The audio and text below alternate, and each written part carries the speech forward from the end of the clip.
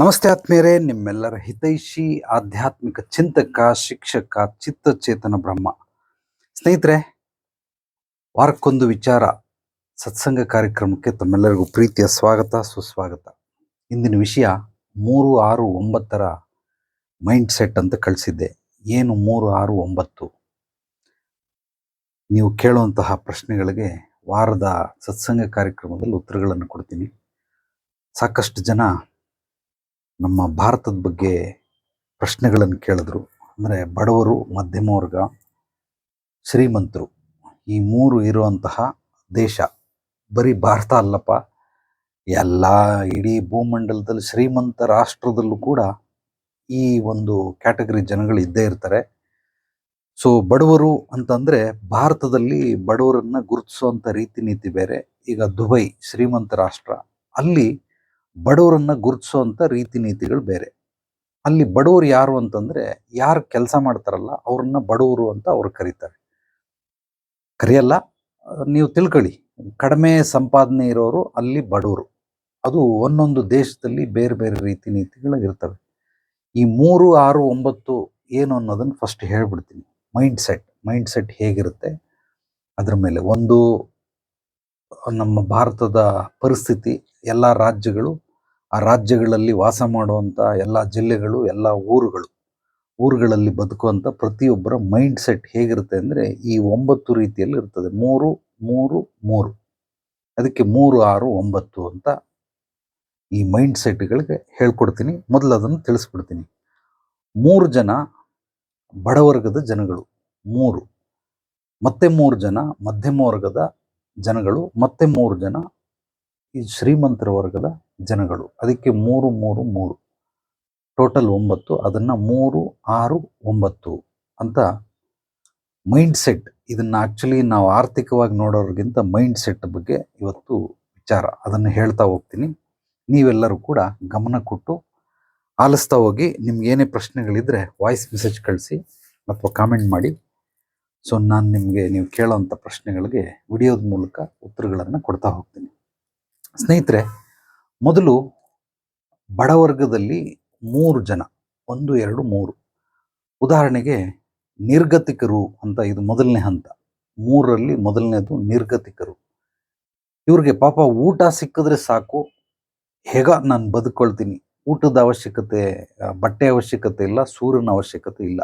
ಎಲ್ಲಿ ಮಲ್ಕೊಂಡ್ರು ಅವ್ರಿಗೆ ನಿದ್ದೆ ಬರ್ತದೆ. ಯಾವುದೋ ಒಂದು ಸ್ವಲ್ಪ ಮಲ್ಕೊಳ್ಳೋಕೆ ಒಂದಷ್ಟು ಜಾಗ ಸಿಕ್ಕಿದ್ರೆ ಸಾಕು, ಮಾನ ಮುಚ್ಕೊಳ್ಳೋಕೆ ಒಂದಷ್ಟು ಬಟ್ಟೆ ಸಿಕ್ಕಿದ್ರೆ ಸಾಕು, ತುತ್ತು ಅನ್ನ ತಿನ್ನೋಕ್ಕೆ, ಬೊಗಸೆ ನೀರು ಕುಡಿಯೋಕ್ಕೆ ಅಂತ.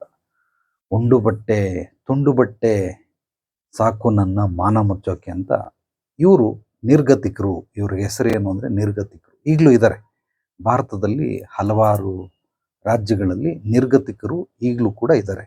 ಇವರು ಮೊದಲನೇ ವರ್ಗದವರು, ಫಸ್ಟ್ ಕ್ಯಾಟಗರಿ ಜನಗಳು.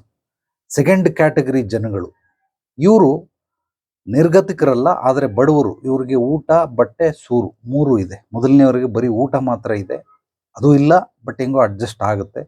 ಹುಟ್ಟಿಸ್ದವನು ಹುಲ್ಲಾಗ್ತಾನೆ ಇರ್ತಾನೆ ಅಂತ ಭಗವಂತ ಯಾವುದೋ ಒಂದು ರೂಪದಲ್ಲಿ ಅವ್ರಿಗೆ ಹೊಟ್ಟೆ ತುಂಬಿಸ್ತಾನೆ.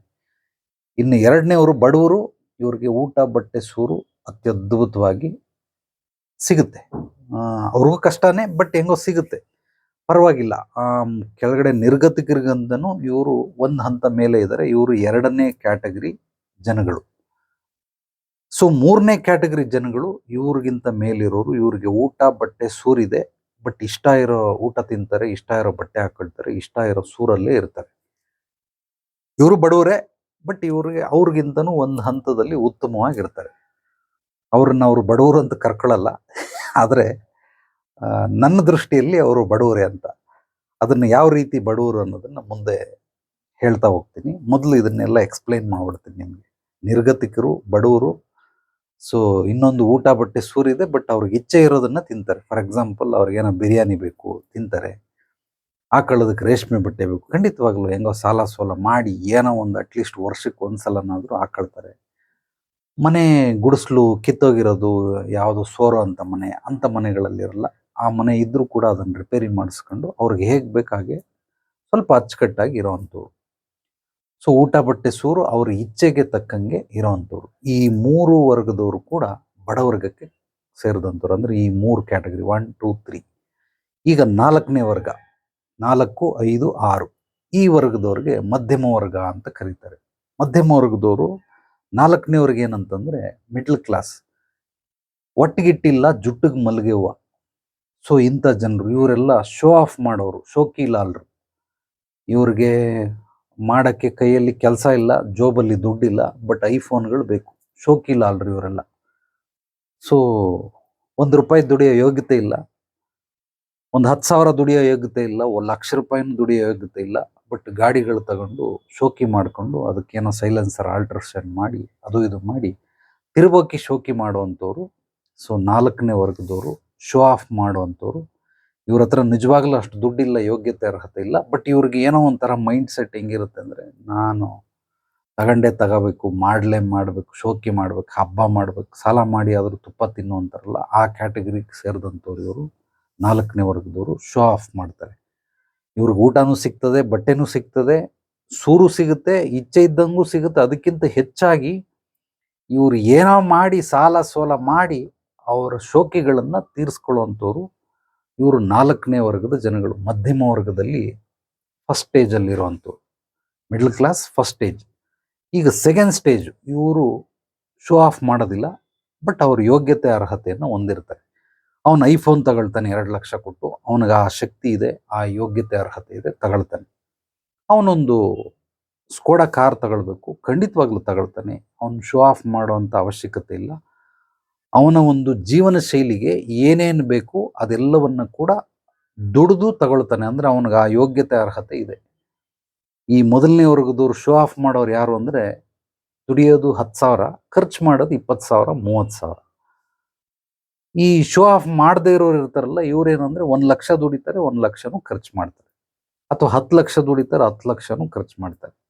ಎಷ್ಟೇ ದುಡಿದ್ರೂ ಕೂಡ ಕೆಳವರ್ಗಕ್ಕಂತೂ ಹೋಗೋದಿಲ್ಲ. ನನಗೆ ಹಲವಾರು ಸ್ನೇಹಿತರಿದ್ದಾರೆ, ಕೆಲವರು ಅವ್ರ ಜೊತೆಲಿ ಎಲ್ಲಾದರೂ ಟ್ರಿಪ್ಗೆ ಹೋದರೆ ಅವರು ಅಡಿಗಾಸ್ ಹೋಟ್ಲಿಗೆ ಹೋಗೋದು, ಅದಕ್ಕಿಂತ ಕಡಿಮೆ ಹೋಟ್ಲಿಗೆ ಹೋಗಲ್ಲ. ಯಾವುದೋ ಪಂಚಮಿ ಗಾರ್ಡನ್, ಉಡುಪಿ ಗಾರ್ಡನ್ ಈ ಥರದಕ್ಕೆಲ್ಲ ಅವ್ರು ಬರೋದಿಲ್ಲ. ಇಲ್ಲ ಅಡಿಗಾಸ್ಗೆ ಹೋಗೋಣ ನೋಡ್ಕೊಳ್ಳಿ ಅಂತ. ಅಂದರೆ ಅವ್ರದ್ದೊಂದು ಲೆವೆಲ್ ಮೇಂಟೈನ್ ಮಾಡ್ತಾರೆ. ಅವ್ರು ಹಿಂಗೆ ಹೋಗೋದು, ಆಟೋಲಿ ಇದೆಲ್ಲ ಹೋಗೋದಿಲ್ಲ. ಹೋದರೆ ಓಲಾ ಊಬರಲ್ಲೇ ಹೋಗೋದು, ಅಂದರೆ ಕಾರಲ್ಲೇ ಹೋಗೋದು. ಅವರು ಬೇರೆ ಎಲ್ಲಗಾದರೂ ಟ್ರಿಪ್ಗೆ ಹೋದರೆ ಯಾರ್ದೋ ಅವರು ಇವ್ರು ಕಾರ್ ಇಸ್ಕೊಂಡೇ ಹೋಗ್ತಾರೆ ಹೊರತು ಬಸ್ಸು ಟ್ರೈನಲ್ಲಿ ಅವರು ಜರ್ನಿ ಮಾಡಲ್ಲ. ಏರೋಪ್ಲೇನು ಇಲ್ಲಾಂದರೆ ಕಾರು. ನಿಜವಾಗ್ಲೂ ಅವರು ಶೋ ಆಫ್ ಮಾಡ್ತಾ ಇಲ್ಲ, ಬಟ್ ಅವ್ರ ಯೋಗ್ಯತೆ ಅರ್ಹತೆಗೆ ಮೈಂಡ್ ಸೆಟ್ ಮಾಡ್ಕೊಂಬಿಟ್ಟವ್ರು, ನಾನು ಹಿಂಗೆ ಇರ್ತೀನಿ ಅಂತೇಳಿ. ಇದು 5ನೇ ವರ್ಗದ ವ್ಯಕ್ತಿಗಳು. ಮಧ್ಯಮ ವರ್ಗದಲ್ಲಿ 2ನೇ ಹಂತ. 3ನೇ ಹಂತದಲ್ಲಿ ಮಧ್ಯಮ ವರ್ಗದವರು, ಇವರಿಗೆ ಸ್ವಂತ ಮನೆ ಇರುತ್ತೆ, ಸೈಟ್ ತಗೊಂಡಿರ್ತಾರೆ, ವ್ಯಾಪಾರ ವ್ಯವಹಾರವು ಚೆನ್ನಾಗಿರ್ತವೆ, ಒಂದಷ್ಟು ದುಡ್ಡು ಕೂಡ ಮಾಡ್ಕೊಂಡಿರ್ತಾರೆ. ಮಧ್ಯಮ ವರ್ಗದವರು, ಅಪ್ಪರ್ ಮಿಡ್ಲ್ ಕ್ಲಾಸ್ ಅಥವಾ ಹೈಯರ್ ಮಿಡ್ಲ್ ಕ್ಲಾಸ್ ಅಂತ ಇವರನ್ನ ಕರಿಬೋದು. ಮಧ್ಯಮ ವರ್ಗದ ಬಡವರಲ್ಲಿ 3 ಜನ, ಮಧ್ಯಮ ವರ್ಗದಲ್ಲಿ 3 ಜನ. ಈ 6 ಜನಗಳು 3+3 ಅವರವರ ಯೋಗ್ಯತೆ ಅರ್ಹತೆಗಳು ಏನು ಅನ್ನೋದನ್ನು ನಿಮಗೆ ತಿಳಿಸಿದ್ದೀನಿ. ಇದು ಬಿಟ್ಟರೆ ಇನ್ನು 3 ಅಂದರೆ ಶ್ರೀಮಂತರ ವರ್ಗ, 7ನೇ ವರ್ಗ. ಇವ್ರು ಯಾರು ಅಂತಂದರೆ, ಇವ್ರನ್ನ ಮೊದಲು ಹಣವಂತರು ಅಂತ ಕರೀತಾರೆ. ಹಣ ಇದೆ ಇವ್ರ ಹತ್ರ, ಇನ್ನೂ ಶ್ರೀಮಂತರಾಗಿಲ್ಲ. ಎಷ್ಟಿದೆ? ಅದು ಬ್ಲ್ಯಾಕ್ ಮನಿನೋ ವೈಟ್ ಮನಿನೋ, ಹೆಂಗೋ ಒಂದು ಯಾವುದೋ ಕಳ್ತನ ಮಾಡೋ, ಸುಳ್ಳು ಹೇಳೋ, ಮೋಸ ಮಾಡೋ, ಯಾವುದೋ ಒಂದು ರೂಪದಲ್ಲಿ ಯಾರ್ದೋ ತಲೆ ಹೊಡೆದೋ, ಏನಾದರೂ ಸರಿನೇ, ಅವ್ರು ಏನು ಮಾಡ್ತೀನಿ ಅನ್ನೋದು ಇಂಪಾರ್ಟೆಂಟ್ ಅಲ್ಲ. ಆ ಹಂತದಲ್ಲಿ ಇವರು ಹಣವಂತರಾಗಿರ್ತಾರೆ. ಹಣವಂತರಿಗೂ ಶ್ರೀಮಂತರಿಗೂ ವ್ಯತ್ಯಾಸ ಹೇಳ್ಬಿಡ್ತೀನಿ. ಹಣವಂತರು ಅಂದರೆ ದುಡ್ಡಿದೆ ಅವ್ರ ಹತ್ರ, ಇರೋ ದುಡ್ಡನ್ನು ನಿಧಾನವಾಗಿ ಕಳೀತಾ ಇರ್ತಾರೆ, ಇವರು ಹಣವಂತರು. ಶ್ರೀಮಂತರು ಯಾರು ಅಂತಂದರೆ, ಇರೋ ದುಡ್ಡನ್ನು ನಿಧಾನವಾಗಿ ಬೆಳೆಸ್ತಾ ಇರ್ತಾರೆ, ಇವರು ಶ್ರೀಮಂತರು. ಶ್ರೀಮಂತರು ಅಂದರೆ ಬೆಳೆಸೋವಂಥವ್ರು, ಹಣವಂತರು ಅಂದರೆ ಹಣ ಇದೆ, ಅವ್ರು ನಿಧಾನವಾಗಿ ಗಳಿಸೋವಂಥವ್ರು, ಅಥವಾ ಬೆಳೆಯೋದಿಲ್ಲ, ಅದನ್ನು ಉಳಿಸ್ಕೊಂಡಿರ್ತಾರೆ ಕೆಲವರು. ಹಣವಂತರು 7ನೇ ವರ್ಗದಲ್ಲಿರುವಂಥವ್ರು. ಇವ್ರಿಗೆ ಏನು ಬೇಕಾದ್ರೂ ಸೈಟ್ ತಗೊಳ್ಳೋ ಕೆಪಾಸಿಟಿ ಇದೆ, ಕಾರ್ ತಗೊಳ್ಳೋ ಕೆಪಾಸಿಟಿ ಇದೆ, ಮನೆ ತಗೊಳ್ಳೋ ಕೆಪಾಸಿಟಿ ಇದೆ, ವಿಲ್ಲಾ ತಗೊಳ್ಳೋ ಕೆಪಾಸಿಟಿನೂ ಇದೆ. ಇವ್ರು ಏನು ಬೇಕಾದರೂ, ಯಾವ ಥರ ಬಿಸ್ನೆಸ್ ಬೇಕಾದರೂ ಸ್ಥಾಪನೆ ಮಾಡುವಂಥ ಕೆಪಾಸಿಟಿನೂ ಇದೆ. ಬಟ್ ಕೆಪಾಸಿಟಿ ಇದೆ, ಮಾಡಲ್ಲ. ಬಹಳ ಬಹಳ ವಿರಳ ವ್ಯಕ್ತಿಗಳು, ಒಂದು 30% ಈ ಶ್ರೀಮಂತರ ವರ್ಗದಲ್ಲಿರೋವಂಥವ್ರು ಮಾಡ್ತಾರೆ. ಇನ್ನು 8ನೇ ವರ್ಗ, ಇವ್ರಿಗೆ ಶ್ರೀಮಂತರು ಅಂತ ಕರೀತಾರೆ. 7ನೇ ವರ್ಗದವ್ರಿಗೆ ಹಣವಂತರು, 8ನೇ ವರ್ಗದವ್ರಿಗೆ ಶ್ರೀಮಂತರು. ಇವ್ರ ಹತ್ರ ಸಾಕಷ್ಟು ಬ್ಯಾಕಪ್ ಇದೆ. ಶ್ರೀಮಂತರು ಅಂತ ಹೇಗೆ ಗುರುತಿಸೋದು ಅಂತಂದರೆ, ಯಾರು ಒಂದು 3 ತಿಂಗಳು ಅವರ ಖರ್ಚು ವೆಚ್ಚಗಳು, ತಿಂಗಳ ಖರ್ಚು ವೆಚ್ಚಗಳೇನಿದೆ, 1 ವರ್ಷ ಸ್ಟಾಕ್ ಮಡಗಿರ್ತಾರಲ್ಲ, ಯಾರ್ದೋ ಒಬ್ರು ಮನೇಲಿ 1 ಲಕ್ಷ ಖರ್ಚಾಗುತ್ತೆ, ಒಂದು ವರ್ಷಕ್ಕೆ 12 ಲಕ್ಷ ರೂಪಾಯಿ ಆಗುತ್ತೆ. 12 ಲಕ್ಷ ರೂಪಾಯಿ ಅವನ ಹತ್ರ ಬ್ಯಾಕಪ್ ಇದೆ ಅಂತ ಅಂದರೆ ಅವನ ಹಣವಂತ ಅಂತ ಅರ್ಥ. ಚೆನ್ನಾಗಿ ತಿಳ್ಕೊಂಬಿಡಿ. ಆ ಶ್ರೀಮಂತರನ್ನ ಹೇಗೆ ಪ್ರಿಡಿಕ್ಷನ್ ಮಾಡೋದು, ಹೇಗೆ ಗುರುತಿಸೋದು ಅಂತಂದರೆ ಈ ರೀತಿನ ನಾವು ಗುರುತಿಸ್ಕೊಳ್ಬೋದು. ಇನ್ನು ಶ್ರೀಮಂತರು 8ನೇ ವರ್ಗದವ್ರು ಇದಾರಲ್ಲ, ಇವರು ನಿಜವಾಗ್ಲೂ ಇವ್ರಿಗೆ ಎಲ್ಲ ಆಸ್ತಿ ಪಾಸ್ತಿ, ಜಮೀನು, ಸೈಟು, ಮನೆ, ಒಂದಷ್ಟು ಬಾಡಿಗೆ ಬರೋ ಥರ ಮಾಡ್ಕೊಂಡಿರ್ತಾರೆ. ಅಂದರೆ ಪ್ಯಾಸಿವ್ ಇನ್ಕಮ್ ಬರೋ ಥರ. ಉದಾಹರಣೆಗೆ ಸೆಲೆಬ್ರಿಟಿಗಳು ಅಂತ ತಿಳ್ಕೊಳ್ಳಿ, ಸಿನಿಮಾ ನಟರು, ಅವರು ಇವರೆಲ್ಲ ಈ ಹಂತದಲ್ಲಿ ಬರ್ತಾರೆ, ಶ್ರೀಮಂತರ ಪಟ್ಟಿಯಲ್ಲಿ ಬರ್ತಾರೆ. 8ನೇ ಹಂತದಲ್ಲಿ ವರ್ಗ, 8th ಕ್ಯಾಟಗರಿಯಲ್ಲಿರೋ ಅಂಥವ್ರು ಶ್ರೀಮಂತರು. ಇವರೇನು ಅಂದರೆ ಇವರು ಒಂದು 5 ವರ್ಷಕ್ಕಾಗೋಷ್ಟು 10 ವರ್ಷಕ್ಕಾಗೋಷ್ಟು ಸ್ಟಾಕ್ನ ಮಾಡ್ಕೊಂಡಿರ್ತಾರೆ. ಅಂದರೆ ಇವರು ಕೆಲಸ ಮಾಡದಿದ್ರು ಕೂಡ ಇವ್ರಿಗೆ ತಿಂಗಳಿಗೆ ಒಂದು 5 ಲಕ್ಷ ಬೇಕು ಅಂತ ಇಟ್ಕೊಳ್ಳಿ, ವರ್ಷಕ್ಕೊಂದು 60 ಲಕ್ಷ ರೂಪಾಯಿ ಆಗುತ್ತೆ. ಆ ಥರ 60 × 10, ಸೊ 6 ಕೋಟಿ ರೂಪಾಯಿ ಯಾವಾಗಲೂ ಸದಾ ಸ್ಟಾಕ್ ಇರ್ತದೆ. ಅಂಥವ್ರಿಗೆ ಶ್ರೀಮಂತರು ಅಂತ ಕರೀತಾರೆ. 5 ವರ್ಷ, ಕೆಲವ್ರು 3 ವರ್ಷ, 5 ವರ್ಷ, 7 ವರ್ಷ, 10 ವರ್ಷ ಈ ಮಟ್ಟದಲ್ಲಿ ಇಟ್ಕೊಂಡಿರ್ತಾರೆ. ಇವ್ರಿಗೆಲ್ಲ ಶ್ರೀಮಂತರು ಅಂತ. ಇನ್ನು 9ನೇ ವರ್ಗದವ್ರು ಇರ್ತಾರಲ್ಲ, ಇವ್ರಿಗೆ ಆಗರ್ಭ ಶ್ರೀಮಂತರು. ಇವ್ರ ಹತ್ರ ಎಷ್ಟಿದೆ ಅಂತಂದ್ರೆ 3 ತಲೆಮಾರು, 5 ತಲೆಮಾರು, 7 ತಲೆಮಾರು, 10 ತಲೆಮಾರು ಕುತ್ಕೊಂಡು ತಿನ್ನುವಷ್ಟು ದುಡ್ಡುಗಳಿರ್ತದೆ. ಇವ್ರಿಗೆ ಆಗರ್ಭ ಶ್ರೀಮಂತರು ಅಂತ ಕರೀತಾರೆ. ಇವರನ್ನ ನೀವು 9ನೇ ಕ್ಯಾಟಗರಿಯಲ್ಲಿ ಸೇರಿಸ್ಕೊಳ್ಬೋದು. ಅಂದರೆ 9ನೇ ಅಂತ 3 ಬಡವರು, 3 ಮಿಡ್ಲ್ ಕ್ಲಾಸ್, 3 ಆಗರ್ಭ ಶ್ರೀಮಂತರು. Richest person in the world ಅಲ್ಲ, ಸೊ ಶ್ರೀಮಂತರು ಭಾರತದಲ್ಲಿ ಅಂತ ತಿಳ್ಕೊಳ್ಳಿ. ಈಗ ಈ 9 ಹಂತಗಳನ್ನು ನೀವು ತಿಳ್ಕೊಂಡ್ರೆ, ಇದು ಬಿಟ್ಟು 10ನೇ ಹಂತ, 9 + 10, 10ನೇ ಹಂತದಲ್ಲಿದ್ದಾರೆ. ಈ 10ನೇ ಹಂತದಲ್ಲಿರೋವಂಥವ್ರು ಇವರು ಪ್ರಪಂಚಕ್ಕೆ most powerful man and richest person. ಅವರು 9 ಜನ ಅಂತ ತಿಳ್ಕೊಳ್ಳಿ, ಅಥವಾ 10 ಜನ ಅಂತ ತಿಳ್ಕೊಳ್ಳಿ. ಇಡೀ ಪ್ರಪಂಚದಲ್ಲಿ ಕೇವಲ 10 ಜನ, top 10 richest man in the world. So ಇಂಥವ್ರ ಲೀಸ್ಟನ್ನು ಹಾಕೊಳ್ಳಿ. ಇವ್ರನ್ನ ಬಿಟ್ಬಿಡಿ, ಅವ್ರ ಕತೆ ನಮಗೆ ಬೇಡ. ಈ 9, 3, 6, 9, ಈಗ ಇಷ್ಟೆಲ್ಲ ನಿಮಗೆ ಹೇಳ್ಬಿಟ್ಟಿದ್ದೀನಿ. ಈಗ ನಾನು ಹೇಳೋದೆಲ್ಲವೂ ನಿಮಗೆ ಅರ್ಥ ಆಗ್ತಾ ಹೋಗ್ತಾ ಇರ್ತದೆ. ಇವ್ರು ಯಾಕೆ ಹೀಗಿರ್ತಾರೆ, ಇವ್ರಿಗೆ ಯಾಕೆ ಮೇಲ್ ಬರೋದಕ್ಕೆ ಸಾಧ್ಯವಿಲ್ಲ? ಸೊ ಮೇಲ್ ಬರೋಕ್ಕೆ ಸಾಧ್ಯವಾದರೂ ಕೂಡ ಅವ್ರಿಗೆ ಏನೋ ಒಂದು ಅಡೆತಡೆಗಳು, ಕುಂದುಕೊರತೆಗಳು, ಲೋಪದೋಷಗಳು, ಒಂಥರ ದುಷ್ಟಶಕ್ತಿ, ಋಣಾತ್ಮಕ ಶಕ್ತಿ, ನಕಾರಾತ್ಮಕ ಶಕ್ತಿಗಳು ಹಿಡಿದಿಟ್ಟಿರ್ತವೆ. ಅವ್ರು ಇರೋ ಹಂತದಲ್ಲೇ ಇರ್ತಾರೆ ಹೊರತು ಮೇಲೆ ಹೋಗೋದಕ್ಕೆ ಸಾಧ್ಯ ಇಲ್ಲ. ಕೆಲವರು ಕೆಳಗೆ ಬರ್ತಾರೆ ಬೇಕಾದರೆ, ಬಟ್ ಮೇಲೆ ಹೋಗೋದಿಲ್ಲ. ಮೇಲೆ ಹೋಗ್ಬೇಕಾದ್ರೆ ಯಾರಿಗೆ ಮೇಲೆ ಹೋಗುವಂತಹ ಯೋಗ್ಯತೆ, ಅರ್ಹತೆಗಳಿರ್ತವೆ, ಯಾರಿಗೆ ಕೆಳಗಡೆನೆ ಅಲ್ಲೇ ಉಳಿಯುವಂಥ ಯೋಗ್ಯತೆ, ಅರ್ಹತೆ ಇದೆ, ಯಾರು ಅಳಿಯುವಂಥ ಯೋಗ್ಯತೆ, ಅರ್ಹತೆ ಇದೆ, ಇವತ್ತು ಇದ್ರ ಬಗ್ಗೆ ಎಲ್ಲ ಮಾತಾಡ್ತೀನಿ. ಸೊ ಸತ್ಸಂಗ ಕಾರ್ಯಕ್ರಮದಲ್ಲಿ ಈ 9 ಭಾಗ, 3, 6, 9, ಈ 9ರಲ್ಲಿ ಅವರವರ ಸ್ಥಿತಿಗತಿ, ಪರಿಸ್ಥಿತಿ, ಮನಸ್ಥಿತಿ, ವಾತಾವರಣ ಹೇಗಿದೆ ಅನ್ನೋದು 9 ವರ್ಗಗಳಲ್ಲಿ ವಿಭಜನೆ ಮಾಡಲಾಗಿದೆ. ಈಗ ಈ 9 ವರ್ಗದವರು ಯಾಕೆ ಆ ಸ್ಥಿತಿಗತಿಲಿದ್ದಾರೆ ಅಂದರೆ, ಇದೆಲ್ಲದಕ್ಕೂ ಮೂಲ ಕಾರಣ ಮೈಂಡ್ಸೆಟ್, ಅವರ ಒಂದು ಮಾನಸಿಕ ಸ್ಥಿತಿಗತಿ, ಅವರು ಯೋಚಿಸುವಂತಹ ವಿಧಾನ, ರೀತಿ ನೀತಿಗಳು ಅಥವಾ ನಿಯಮಗಳು ಇಲ್ಲೆಲ್ಲ ಫಿಕ್ಸ್ ಆಗ್ಬಿಟ್ಟಿರ್ತಾರೆ.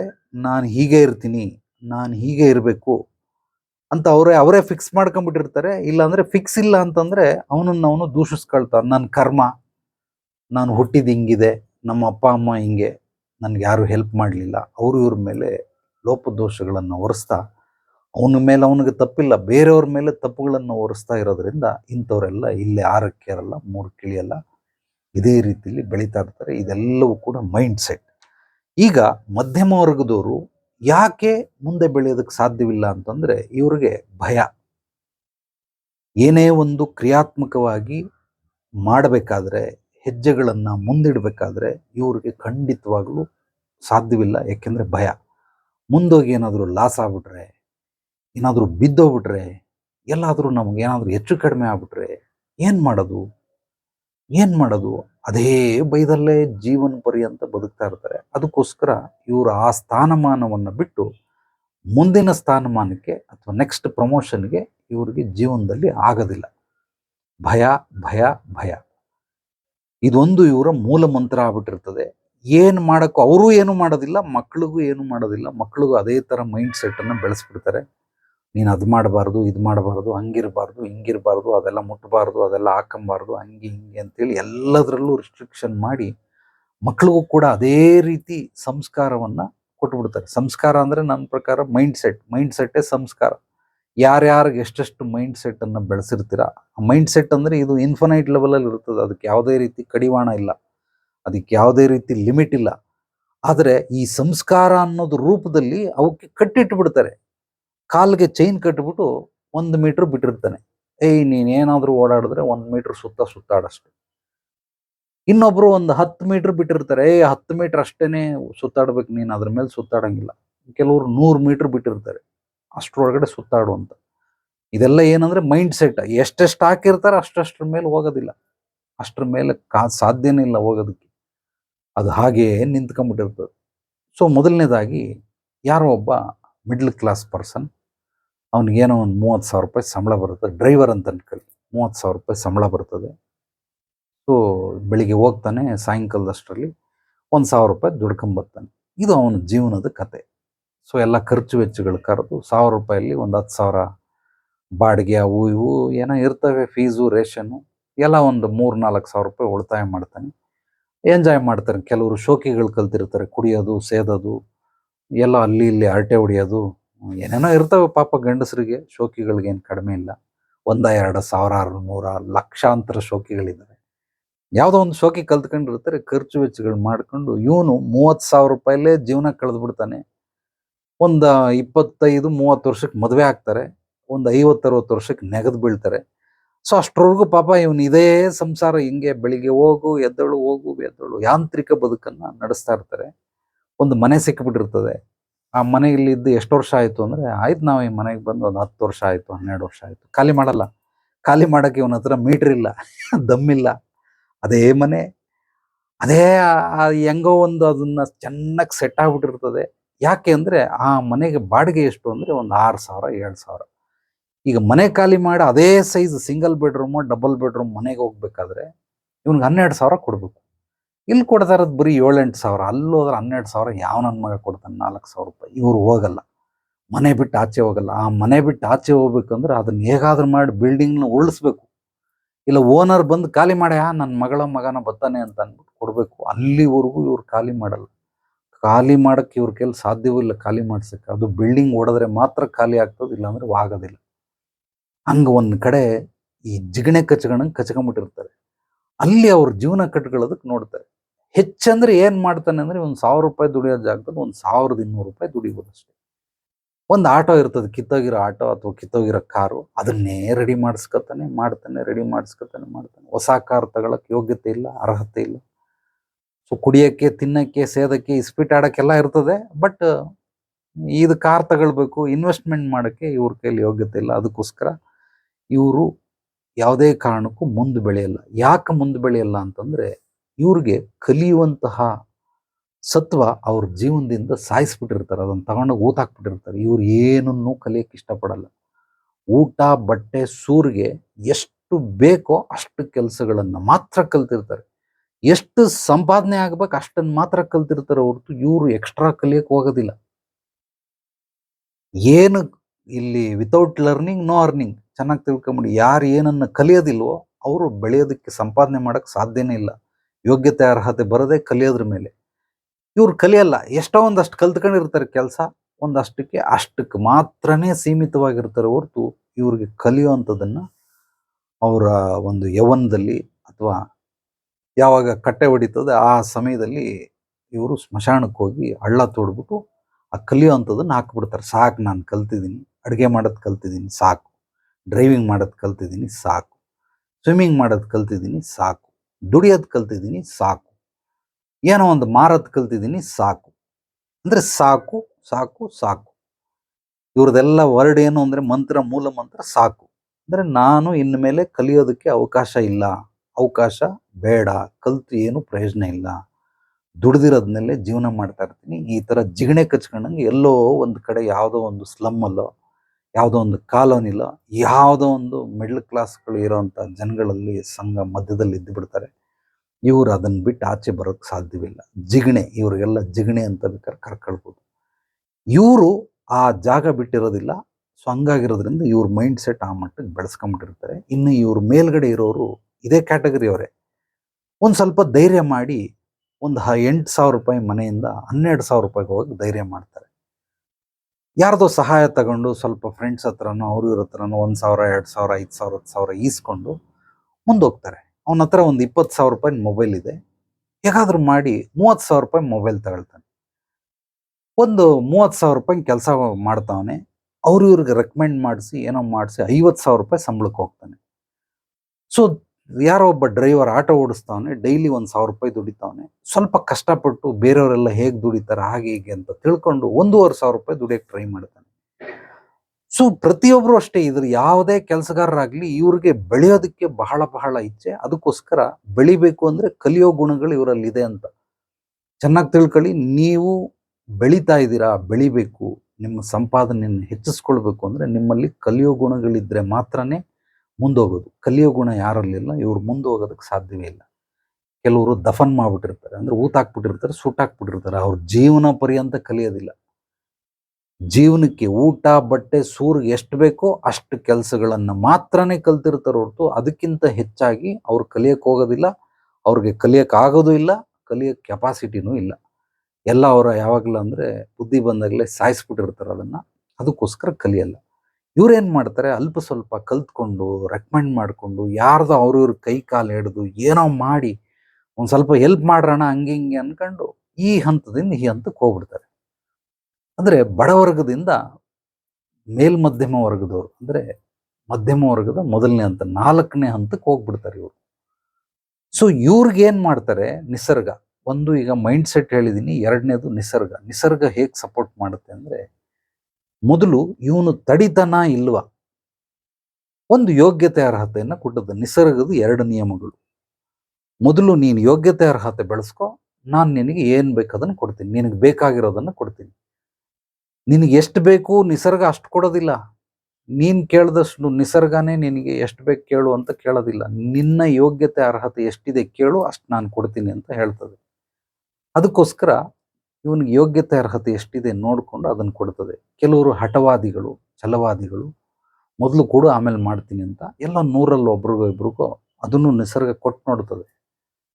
ಅವನು ಅದನ್ನ ಏನೇನ್ ಮಾಡ್ತಾನೆ, ದುಡ್ಡು ಬಂದ್ಮೇಲೆ, ಕೈಗೆ ಬಂದ್ಮೇಲೆ ಯಾವ ರೀತಿ ಅದನ್ನ ಖರ್ಚು ವೆಚ್ಚಗಳು ಮಾಡ್ತಾನೆ. ಕರ್ಮಗಳು ಡಿಸೈಡ್ ಆಗೋದು ಇದ್ರ ಮೇಲೆ. ಕೈಗೆ ದುಡ್ಡು ಬರೋವರೆಗೂ ಕರ್ಮ ಡಿಸೈಡ್ ಆಗಲ್ಲ. ಅದು ಹೆಂಗ್ ಬಂತು ಅಂತ ಯಾರಿಗೂ ಕೇಳೋದಿಲ್ಲ. ಈಗ ದುಡ್ಡು ಬಂದೈತೆ ಹೆಂಗ್ ಖರ್ಚು ಮಾಡ್ತೀಯ ಅದ್ರ ಮೇಲೆ ನಿನ್ ಕರ್ಮ. ಕೆಲವ್ರಿಗೆಲ್ಲೋ 10-15 ಸಾವಿರ ತಿಂಗಳಿಗೆ ದುಡಿಯೋರಿಗೆ ಎಲ್ಲೋ ಏನೋ ಒಂದು ಕೆಲಸ ಮಾಡಿ ಏನೋ ರಿಯಲ್ ಎಸ್ಟೇಟ್ ಮಾಡಿ 1,00,000 ಬಂದ್ಬಿಟ್ಟಿದೆ. 1,00,000 ಬಂದಾಗ ಇದು ಯಾಕೆ ಬಂತು ಅಂದ್ರೆ ನಿಸರ್ಗ ಅವನ್ ಪಟ್ಟಿರೋ ಕಷ್ಟಕ್ಕೆ ಪ್ರತಿಫಲ ಅಂತ ತಿಳ್ಕೊಳ್ಳಿ. ಅಥವಾ ಅವನ ಮೈಂಡ್ ಸೆಟ್ಗೆ ಇವನೇನೋ ಕೊಡು ಕೊಡು ಕೊಡು ಅಂತ ಕೇಳ್ತಾವನು, ಒಂದ್ಸಲ ಕೊಟ್ಟು ನೋಡ್ಬಿಡ ನೀರು ಅಂತ ಅಂದ್ಬಿಟ್ಟು ಕೊಟ್ಬಿಡ್ತದೆ. 1,00,000 ಬಂದ್ಬಿಡ್ತು. ಏನ್ ಮಾಡ್ದ 1,00,000ದಲ್ಲಿ? ಚೆನ್ನಾಗಿ ಹೋಗಿ ಬಾರಲ್ಲಿರೋ ಒಂದು ಅಷ್ಟು ಐಟಮ್ಗಳು ತಗೊಂಬಂದ, ದಿನಾ ಕೊಡ್ಕೊಂಡ್ ಕೂತ್ಕೊಂಡ. ಚಿಕನ್ ತಗೋ, ಮಟನ್ ತಗೋ, ಬಿರಿಯಾನಿ ಮಾಡಿಸು, ಅದು ಮಾಡಿಸು, ಶೋಕಿ ಮಾಡ್ಕೊಂಡು ಎಲ್ಲ ಮಾಡಿ ಖಾಲಿ ಮಾಡಿಬಿಟ್ಟ. 1,00,000 ಒಂದು ತಿಂಗಳಲ್ಲಿ ನುಣ್ಣಗೆ ಬೋಳಿಸ್ಬಿಟ್ಟ. ಸೊ ಮುಗಿದೋಯ್ತು.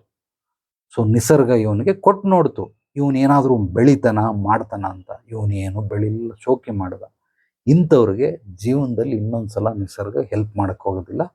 ಅದು ಫಿಕ್ಸ್ ಮಾಡಿ ಇಟ್ಬಿಡ್ತದೆ, ಈ ನನ್ನ ಮಗ ಹಿಂಗೆ ಸ್ಲಮ್ಮಲ್ಲಿರೋಕ್ಕೆ ಲಾಯಕ್ಕು, ಇವನು ಯಾವುದೇ ಕಾರಣಕ್ಕೂ ಬೆಳೆಯೋದಿಲ್ಲ, ಇವನು ಬೆಳಿತಾನೆ ಅಂತ ಏನೋ ಇವನಿಗೆ ಕೊಟ್ಟು ನೋಡಿದೆ.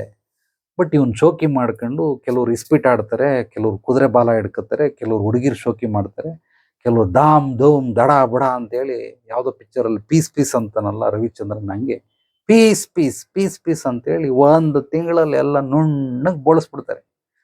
ಮುಗಿದೋಯ್ತು ಇವ್ರ ಕತೆ. ಇವ್ರಿಗೆ ನಿಸರ್ಗ ಇನ್ನೊಂದ್ಸಲ ಕೊಡೋದಿಲ್ಲ. ಇವ್ರಿಗೆ ಸೀಲೊತ್ತು ಬಿಟ್ಬಿಡ್ತದೆ, ನೀನ್ ಇದೇ ವರ್ಗಕ್ಕೆ ಲಾಯಕು, ಇಲ್ಲೇ ಇದ್ಬಿಡು ಅಂತ. ಸೊ ಹಂಗಾಗಿ ಕೆಲವರು ಧೈರ್ಯ ಮಾಡಿ ಮೇಲೆ ಹೋಗ್ತಾರೆ, ಪರವಾಗಿಲ್ಲ ಕಷ್ಟಪಡ್ತೀನಿ ಅಂತ. ಯಾವುದೋ ಒಂದು ಹೆಣ್ಣು ಮಗುಗೆ 15,000 ಸಂಬಳ, ಗಂಡ ಕುಡುಕ್ ನನ್ನ ಮಗ, 15,000ದಿಂದ ಮನೆ ಒಂದು 7,000 ಬಾಡಿಗೆ ಕಟ್ತಾಳೆ. ಇನ್ನು 8,000 ಜೀವನ ನಡೆಸ್ಬೇಕು, ಮಕ್ಳಿಗೆ ಸ್ಕೂಲ್ ಓದಿಸ್ಬೇಕು. ಅವಳು ಏನೋ ರಾತ್ರಿ ಬಂದು ಇನ್ನೊಂದು ಪಾರ್ಟ್ ಟೈಮ್ ಕೆಲಸ ಮಾಡ್ತಾಳೆ, ಅಲ್ಲೊಂದು 6-7 ಸಿಗ್ತದೆ. ಮನೆಗೆ ಬರೋದು 10 ಗಂಟೆಗೆ. 10 ಗಂಟೆಗೆ ಬಂದು ಪಾಪ ಅಡುಗೆ ಮಾಡಿ ಮಕ್ಳಿಗೆ ಊಟ ಮಾಡಿಸಿ ಓದಿಸಿ ಮಲಗಿಸಿ ತಿರ್ಗಾ ಬೆಳಿಗ್ಗೆನೆ ಎದ್ದೋಗ್ತಾಳೆ. ಇವಳಿಗೆ ಏನು ಮಾಡ್ತಾಳೆ, ಕಷ್ಟಪಡ್ತದೆ ಅಂತೇಳಿ ಖಂಡಿತವಾಗ್ಲೂ ನಿಸರ್ಗ ಯಾವುದೋ ಒಂದು ರೂಪದಲ್ಲಿ ಧನ ಸಹಾಯವನ್ನು ಮಾಡ್ತಾಳೆ. ಆ ವರ್ಗದಿಂದ ಇವಳನ್ನ ಹೇಗಾದ್ರೂ ಮಾಡಿ ನಿಸರ್ಗ ಪುಷ್ ಮಾಡುತ್ತೆ, ತಳ್ಳುತ್ತೆ. ಇಂಥವ್ರನ್ನ ತಳ್ಳುತ್ತೆ. ಕಷ್ಟಪಡ್ತಾವಳೆ, ಯಾವುದೋ ಒಂದು ರೂಪದಲ್ಲಿ ಸಹಾಯ ಬಂದೇ ಬರ್ತದೆ. ಇವಳು ಮುಂದೆ ಬೆಳೆದೇ ಬೆಳಿತಾಳೆ, ಅಥವಾ ಅವನು ಬೆಳೆದೇ ಬೆಳಿತಾನೆ ಖಂಡಿತವಾಗ್ಲಿ. ಯಾಕೆಂದ್ರೆ ಇವ್ರಿಗೆ ಕಷ್ಟಪಡೋರಿಗೆ ನಿಸರ್ಗ ಅಬ್ಸರ್ವ್ ಮಾಡ್ತಾ ಇರ್ತದೆ. ಇದೆಲ್ಲವೂ ಕೂಡ ಚೆನ್ನಾಗಿ ತಿಳ್ಕೊಳ್ಳಿ. ಮನುಷ್ಯ ನೋಡ್ತಾ ಇರೋದು ಬೇರೆ, ನಿಸರ್ಗ ನೋಡ್ತಾ ಇರೋದು ಬೇರೆ, ಸೃಷ್ಟಿ ನೋಡ್ತಾ ಇರೋದು ಬೇರೆ, ಬ್ರಹ್ಮಾಂಡ ನೋಡ್ತಾ ಇರೋದು ಬೇರೆ, ಭಗವಂತ ನೋಡ್ತಾ ಇರೋದು ಬೇರೆ. ಎಲ್ಲ ಮನುಷ್ಯರನ್ನು ನೋಡ್ತಾನೇ ಇರ್ತದೆ, ಯಾರ್ಯಾರು ಏನೇನು ಮಾಡ್ತಾರೆ ಅಂತ. ಆ ಮಾಡೋದ್ರ ತಕ್ಕಂಗೆ ಅವ್ರಿಗೆ ಮುಂದಿನ ಹಂತಕ್ಕೆ ಪುಷ್ ಮಾಡೋದಕ್ಕೆ ನಿಸರ್ಗನೇ ನಮಗೆ ಸಪೋರ್ಟ್ ಮಾಡ್ತದೆ. ಗಾಡಿ ಕೆಟ್ಟೋಗ್ಬಿಟ್ಟಿದ್ರೆ ಡ್ರೈವರು ಕರಿತಾನೆ, ಅಣ್ಣ ಸ್ವಲ್ಪ ಬಾಣ್ಣ ತಳ್ಬಾಣ್ಣ ಒಂಚೂರು. ಯಾರೋ ಒಬ್ಬರ ಇಬ್ಬರು ಬರ್ತಾರೆ, ಒಬ್ರ ಕೈಯಲ್ಲಿ ಆಗಲ್ಲ, ಒಂದು 4 ಜನ ಹಿಡಿದು ತಳ್ಳಿದ್ರೆ ಗಾಡಿ ಸ್ಟಾರ್ಟ್ ಆಗ್ತದೆ. ತುಂಬ ಥ್ಯಾಂಕ್ಸ್ ಅಣ್ಣ ಅಂತ. ಅದೇ ಥರನೇ ಕಷ್ಟಪಡೋರಿಗೆ ನಿಸರ್ಗ ನೀವೇನು ಕರೆಯೋದು ಬೇಕಾಗಿಲ್ಲ, ಅದೇ ನಿಮ್ಮನ್ನು ಪುಷ್ ಮಾಡ್ತದೆ. ಇವನನ್ನು ಹೆಂಗಾದ್ರೂ ಮಾಡಿ ನೆಕ್ಸ್ಟ್ ಲೆವೆಲ್ ಕಳಿಸ್ಬೇಕು ಅಂತ. ಯಾರೋ ಕೆಲಸ ಮಾಡೋರು, ಯಾಕಮ್ಮ ಪಾರ್ಟ್ ಟೈಮ್ ಮಾಡ್ತಾ ಇದೆಯಾ, ಇಲ್ಲೇ ಮಾಡು, ಒಂದು 20,000 ಕೊಡ್ತೀನಿ ನಿನಗೆ, ಹಿಂಗಿದೆ ಕಷ್ಟ. ಸರಿ ಆಯಿತು, ಒಂದು ಅಡ್ವಾನ್ಸ್ ತಗೋ, ಚೇಂಜ್ ಮಾಡೋದು. ಅಡ್ವಾನ್ಸ್ ಬಂದ ಮಾಡಿದ್ಲು, ಎಲ್ಲ ಊರು ಚೇಂಜ್ ಮಾಡಿದ್ಲು. ಅಂದರೆ ಇಲ್ಲಿ ಬೆಳಿಬೇಕು ಅಂತಂದರೆ ಮೊದಲು ಬದಲಾವಣೆ ಮಾಡೋದನ್ನು ಕಲ್ತ್ಕೊಳ್ಳಿ, ಚೆನ್ನಾಗಿ ಕಲ್ತ್ಕೊಳ್ಳಿ. ನೀವಿರೋ ಸ್ಥಳದಲ್ಲಿ ಇಲ್ಲೇ ಬೆಳೆದು ತೋರಿಸ್ತೀನಿ ಅಂತ ಕೆಲವರು ಮುಟ್ಟಾಳರು ಕುಂತ್ಕೊಂಡ್ಬಿಟ್ಟಿರ್ತಾರೆ. ಇಲ್ಲಿ ಬರ್ತಾರೆ ಪಾಪ ಮಹನೀಯರು, ನಿಜವಾಗ್ಲೂ ಅವ್ರಿಗೆ ಹೆಸರು ನಾನು ಕೊಟ್ಟಿರೋದು ಮಹನೀಯರು ಅಂತ. ಯಾಕೆ ಅಂದರೆ ಹಠ ಮಾಡಿ ಯಾವುದೋ ಒಂದು ಸ್ಲಮ್ಮಲ್ಲಿ ಅವನೇ ಬಾರೋ ಅಡ್ವಾನ್ಸಿಗೆ ನಾನು ಕೊಡ್ತೀನಿ ಬಾರೋ ಅಂದರೆ ಬರಲ್ಲ. ಇಲ್ಲ ನಾನು ಇಲ್ಲೇ ಹುಟ್ಟಿರೋದು, ಇಲ್ಲೇ ಬೆಳೆಯೋದು, ಇಲ್ಲೇ ಶ್ರೀಮಂತನಾಗಿ ತೋರಿಸ್ತೀನಿ ಅಂತ. ನಿಮ್ಮ ಅಪ್ರಾಣೆನಿಗೂ ನೀನು ಶ್ರೀಮಂತ, 1 ಕೋಟಿ ದುಡಿದ್ಬಿಡು, ನಾನು ದಾಡಿ ಮೀಸೆ ಬೋಳಿಸ್ಬಿಟ್ಟು ನೀನು ಪಾದಕ್ಕೆ ಹಾಕ್ಬಿಡ್ತೀನಿ, ಪೂರ್ತಿ ಗುಂಡೊಡಿಸ್ಕೊಂಬಂದು ಪಾದಕ್ಕೆ ಹಾಕ್ಬಿಡ್ತೀನಿ, ನೀನು 1 ಕೋಟಿ ದುಡ್ಡು ತೋರಿಸ್ಬಿಡು ಅಂತ. ಅವನ ಜೀವಮಾನದಲ್ಲಿ ದುಡಿಯಲ್ಲ ಅವನು. ಯಾಕೆಂದ್ರೆ ಎಲ್ಲಿವರೆಗೂ ಬದಲಾವಣೆ ಮಾಡೋದಿಲ್ವೋ ಅಲ್ಲಿವರೆಗೂ ಅವನು ಬೆಳೆಯೋದಕ್ಕೆ ಸಾಧ್ಯವಿಲ್ಲ. ಚೆನ್ನಾಗಿ ತಿಳ್ಕೊಂಬಿಡಿ. ಎಷ್ಟೋ ಜನ ಬರ್ತಾರೆ, ಸಮಸ್ಯೆಗಳು ಹೆಂಗಿರ್ತವೆ ಅಂದರೆ ಯಾಕಾದರೂ ಬದುಕವರು ಅಂತ ಅನಿಸ್ಬಿಡ್ತದೆ ನನಗೇನೆ. ಅವ್ರ ಸಮಸ್ಯೆ ಕೇಳಿ ಏನಯ್ಯ ಹಿಂಗೆಲ್ಲ ಇದ್ರೂ ಬದುಕವ್ರಲ್ಲ, ನಾನಾಗಿದ್ರೆ ನೇಣ ಹಾಕೊಂಡು ಸತ್ತೋಗ್ಬಿಡ್ತಾ ಇದ್ದೆ ಅಂತ ಸುಮ್ಮನೆ ನಾನು ಅನ್ಕೋತೀನಿ. ಅಷ್ಟು ಕಷ್ಟದಲ್ಲಿದ್ದವ್ರಿಗೆ ನಾನು ಸಹಾಯ ಮಾಡಕ್ಕೆ ರೆಡಿ ಇದ್ದೀನಿ, ಊರು ಬಿಟ್ಬಿಡು, ಖಾಲಿ ಮಾಡು ಅಂತಂದ್ರೆ ಸಾಧ್ಯವೇ ಇಲ್ಲ. ಏನಮ್ಮ ಊರಲ್ಲಿ ಏನೋ ಆಸ್ತಿ ಪಾಸ್ತಿ ಐತಾ? ಇಲ್ಲ. ಸ್ವಂತ ಮನೆ ಐತಾ? ಇಲ್ಲ. ಸೈಟ್ ಏನಾದ್ರು ಐತಾ? ಇಲ್ಲ. ಮತ್ತೆ ಏನೂ ಇಲ್ದಿರ ಊರಲ್ಲಿ ಹಾಕಿದ್ಯಾ? ನನಗಲ್ಲಿ ಊರಲ್ಲಿ ಅವಮಾನ ಮಾಡ್ಬಿಟ್ಟವ್ರೆ, ನಾನು ಅವ್ರ ಎದುರಿಗೆ ಬೆಳೆದು ತೋರಿಸ್ಬೇಕು. ಸರಿ ಬೆಳೆದು ತೋರಿಸು, ಬಿಟ್ಬಿಟ್ಟು ಬಂದ್ಬಿಡು, ಬೆಂಗಳೂರಿಗೆ ಬಂದ್ಬಿಡು, ಇಲ್ಲ ಬೇರೆ ಊರಿಗೆ ಹೋಗು, ಸಿಟಿಗೆ ಹೋಗು, ಚೆನ್ನಾಗಿ ದುಡಿ, ತಿರ್ಗಾ ಅದೇ ಜಾಗದಲ್ಲಿ ಹೋಗಿ ಸೈಟ್ ತಗೊಂಡು ಮನೆ ಕಟ್ಟು, ದರ್ಬಾರ್ ಮಾಡು. ಇಲ್ಲ ನಾನು ಅಲ್ಲೇ ಇದ್ದು ಮಾಡ್ತೀನಿ. ಆಯ್ತು ಮಾಡು, ನಿಮ್ಮ ಕಡೆಯಿಂದ ಏನು ಸಹಾಯ? ನಾನು ಅಲ್ಲಿ ಎಲ್ಲಿವರೆಗೂ ಕಾಲು ತೆಗಿಯಲ್ಲ ನೀನು ಅಲ್ಲಿಂದ, ನನ್ನ ಹತ್ರ ಸಹಾಯಕ್ಕೆ ಬರಬೇಡ, ಹೋಗಿ ಬೇರೆ ಯಾವನ್ನಾದ್ರೂ ಗುರುಗಳು ನೋಡ್ಕ, ನನ್ನ ಕೈಯಲ್ಲಿ ಆಗೋದಿಲ್ಲಮ್ಮ. ನಿಮ್ಮಂಥವ್ರಿಗೆ ಅಲ್ಲಿದ್ದು ಮಾಡ್ತೀನಿ ಅಂತಿರಲ್ಲ, ಇದೇನು ಅಂದರೆ ಹುಣಸೆ ಹಣ್ಣು ತೆಗೆದು ಒಳೆಲ್ ಬಿಟ್ರು ಅಂದಂಗೆ ಸುಮ್ಮನೆ ಪ್ರಯೋಜನ ಇಲ್ಲ. ಅವೆಲ್ಲ ಮಾಡಿ ಕಷ್ಟಪಟ್ಟು ಏನೋ ಮಾರ್ಗದರ್ಶನ ಕೊಟ್ಟು ಏನೋ ಅವ್ರಿಗೆ ಉದ್ಧಾರ ಆಗ್ತಾರೆ ಅಂತೇಳಿ ಮಾಡಿದ್ರೆ ಪ್ರಯೋಜನ ಇಲ್ಲ. ಸೊ ಚಾಲೆಂಜ್ ಕಟ್ಟಿದ್ರೆ, ಈಗ ಹಿಮಾಲಯ ಪರ್ವತ 10 ಬತ್ತೀನಿ 1 ಕೋಟಿ ಕೊಡ್ತೇನೆ ಅಂತಂದರೆ ನಾನು ಬೇಕಾದ್ರೆ 10ಕ್ಕೆ ರೆಡಿ ಇರ್ತೀನಿ, ಯಾಕಂದ್ರೆ 1 ಕೋಟಿ ಸಿಗ್ತದೆ ಅಂತ. ಅವ್ರು ಹೇಳ್ತಾರೆ ಅದು 10,000 ರೂಪಾಯಿ ಕೊಡ್ತೀನಿ ಹತ್ಯ ಅಂತ. 10,000 ರೂಪಾಯಿಗೆ ಯಾವ ನನ್ನ ಮಗ ಹತ್ತಾನೆ ಹಿಮಾಲಯ ಪರ್ವತ 10 ಬತ್ತಾನೆ 10,000 ರೂಪಾಯಿಗೆ? ಜಿಜ್ಬಿ. ಅಂದರೆ ಚಾಲೆಂಜ್ ಕಟ್ಟಿದ್ರು ಒಂದು ಬಲ್ಕ್ ಅಮೌಂಟ್ ಇದ್ರೆ ಚಾಲೆಂಜ್ ಕಟ್ಬೋದಪ್ಪ. ಈಗ ಇವ್ರಿಗೆ ಇಂಥವ್ರನ್ನ ನಾನು ಉದ್ಧಾರ ಮಾಡ್ತೀನಿ ಅಂತ ಚಾಲೆಂಜ್ ಕಟ್ಬಿಟ್ಟು ಏನು ಉದ್ಧಾರನೇ ಆಗದಿದ್ರೆ ನನ್ನ ಇಡೀ ಜೀವನ ಎಲ್ಲ ವಿದ್ಯೆಗಳೆಲ್ಲ ವ್ಯರ್ಥ ಆಗೋಯ್ತು. ಅದಕ್ಕೋಸ್ಕರ ಎಲ್ಲಿವರೆಗೂ ನೀನು ಊರು ಬಿಟ್ಟು ಈಚೆ ಬರಲ್ವೋ ಅಲ್ಲಿವರೆಗೂ ನನ್ನ ಹತ್ರ ಬರಬೇಡ, ಹೋಗು. ಅದು ಯಾವನ್ ಬೆಳೆಸ್ತಾನ ಬೆಳೆಸಲಿ, ಅಥವಾ ನೀನೇ ಬೆಳೆಯೋಕ್ಕೆ ಧೈರ್ಯ ಇದ್ರೆ ಬೆಳೆದ್ಬಿಡು ಹೋಗಿ ನೀನು ಅಂತ. ಖಂಡಿತವಾಗ್ಲೂ ಬೆಳೆಯೋದಕ್ಕಾಗೋದಿಲ್ಲ. ಕೆಲವರು ಬದಲಾವಣೆ ಜಗದ ನಿಯಮ, ಚೆನ್ನಾಗಿ ತಿಳ್ಕೊಳ್ಳಿ. ಬದಲಾವಣೆ ಜಗದ ನಿಯಮ. ಇಡೀ ಭೂಮಂಡಲ ಉಗಮ ಆದಾಗ್ಲಿಂದನೂ ಬೇರೆ ಬೇರೆ ರೂಪಗಳನ್ನು ಪಡ್ಕೊಳ್ತಾನೇ ಇದೆ. ಪ್ರತಿ ಕ್ಷಣ ಹೊಸ ಜೀವನ, ಹೊಸ ಬದುಕು, ಹೊಸ ಒಂದು ಆಯಾಮ, ಹೊಸ ಅಧ್ಯಯನ. ಪ್ರತಿ ಕ್ಷಣವೂ ಕೂಡ ಹೊಸದೇ. ಅದನ್ನು ನಾವು ಮಾಡಬೇಕಾದ್ರೆ ಮಾಡೋದಿಲ್ಲ. ಕೆಲವರು ಅಲ್ಲೇ ಜಾಂಡ ಹುರ್ಕೊಂಡು ಕೂತ್ಕೊಂಡ್ಬಿಟ್ಟಿರ್ತಾರೆ. ಬೆಳೀತಾ ಇದ್ರೆ ಪರವಾಗಿಲ್ಲ, ನೀವು ಇರೋ ಜಾಗದಲ್ಲಿ ಬೆಳೀತಾ ಇದ್ದೀರಾ ಅಂದ್ರೆ ಪರವಾಗಿಲ್ಲ. ಬಟ್ ಬೆಳೀತಾ ಇಲ್ಲ, ಉಳಿತಾನೂ ಇಲ್ಲ, ಅಳಿತಾ ಇದ್ದೀರಾ, ಆದರೂ ಜಾಗ ಪಡೋದಿಲ್ಲ.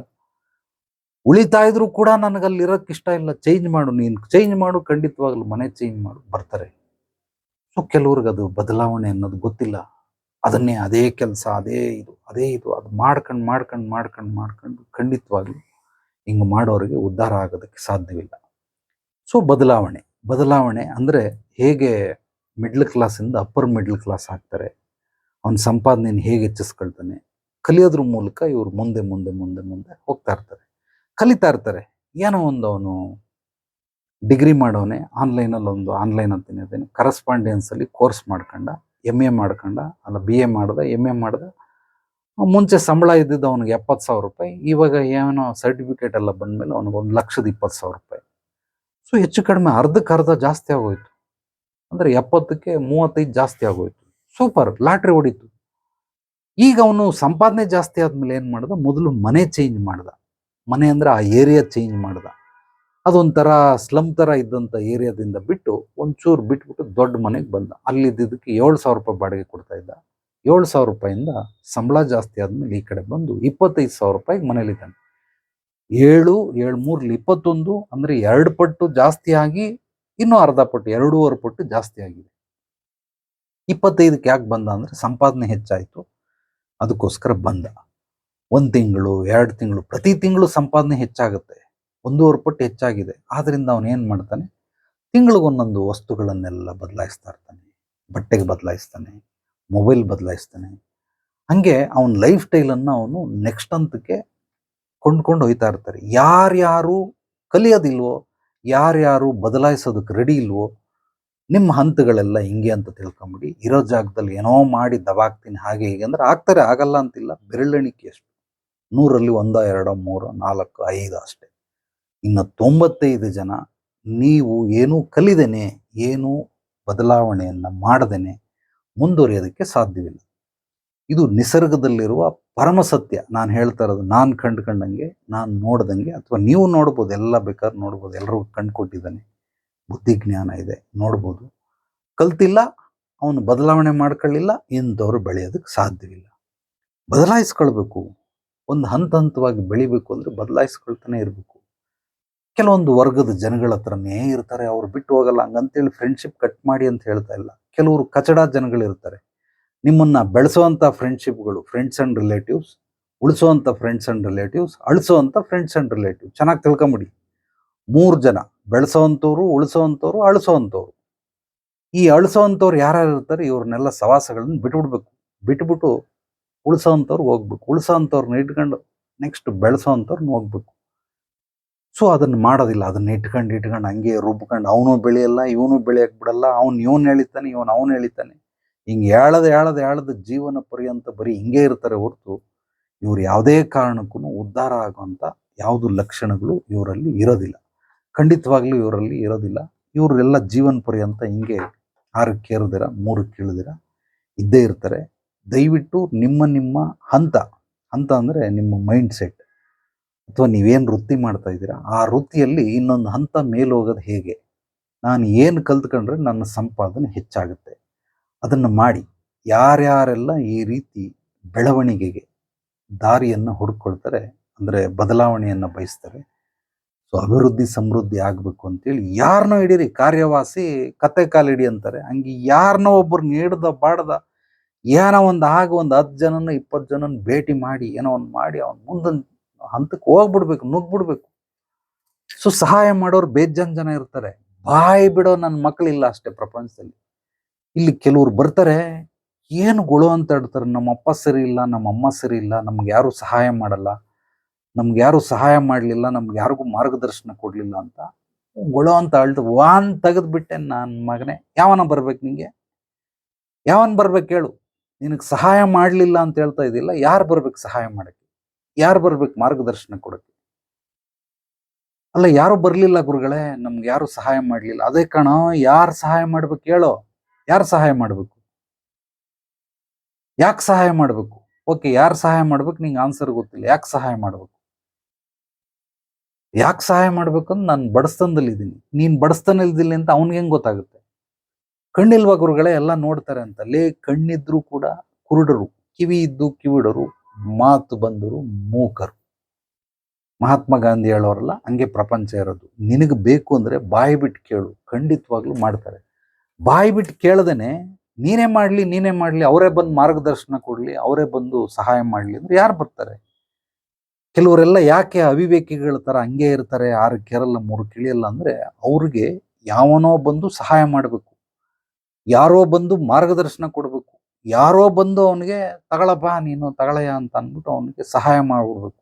ಯಾರೋ ಬಂದು, ಯಾರೋ ಯಾಕೆ ಬರ್ತಾರೆ? 10 ಜನಕ್ಕೆ ಕೇಳ, ಅಣ್ಣ ಊಟ ಕೊಡು ಊಟ ಕೊಡು ಊಟ ಕೊಡು. ಯಾವನೋ ಒಬ್ಬನ ಊಟ ಕೊಡಿಸ್ತಾನೆ, ಬಿರಿಯಾನಿನೇ ಕೊಡಿಸ್ತಾನೆ.